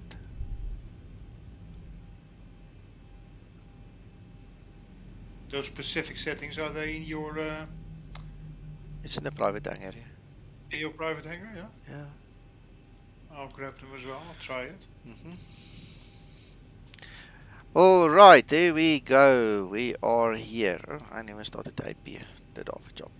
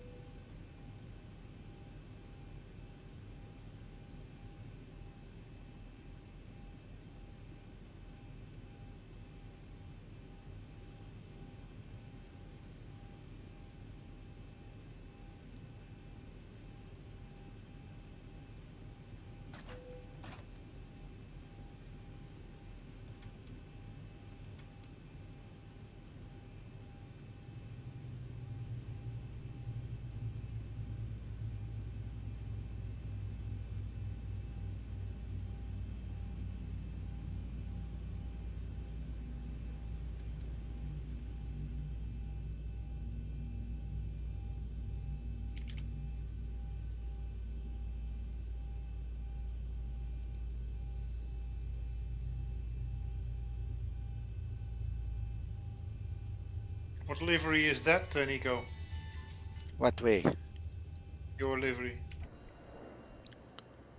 Well, it's supposed to be a Skymatix livery. Look at my stream.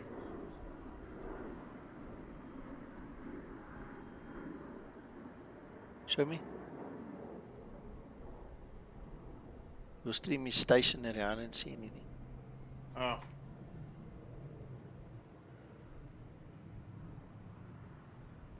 I'll restart.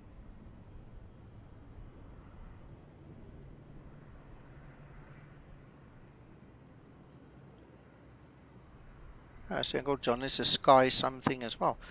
No, what on Yeah, earth is that? in your stream, John is a Sky. In my stream, John is Skymatix, and you're a Sky. Yeah, it doesn't have Skymatix. Now it will have Skymatix. Uncle John, Yes, sir. when you connect back onto IVA, you need to make sure that you select the Skymatix livery. Mine, for some reason, went off to Sky Mark or something it's called. So Yeah, now it's okay. I haven't touched it. So yeah, I'm not me sure neither. what- No, me neither, but it has changed. I mean, that's what Erwin just showed me. So, I mean, you can see on my stream, you are now a Sky Mark, not a Skymatix. Yeah, and now I changed it to Skymark. No, you mustn't have it on Sky Mark. You must have it on Skymatix. But anyway, it's not important right now. We can fix it later. Yeah, so set the chocks, door and door.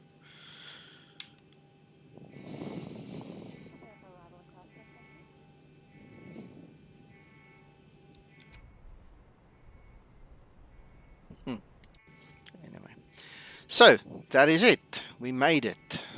Ladies and gentlemen, thank you for watching. Thank you for chatting with me and spending the time. We'll probably see each other a little bit later this afternoon or evening again. So you guys go have a good Saturday and we'll speak later. Bye-bye. Bye. Goodbye.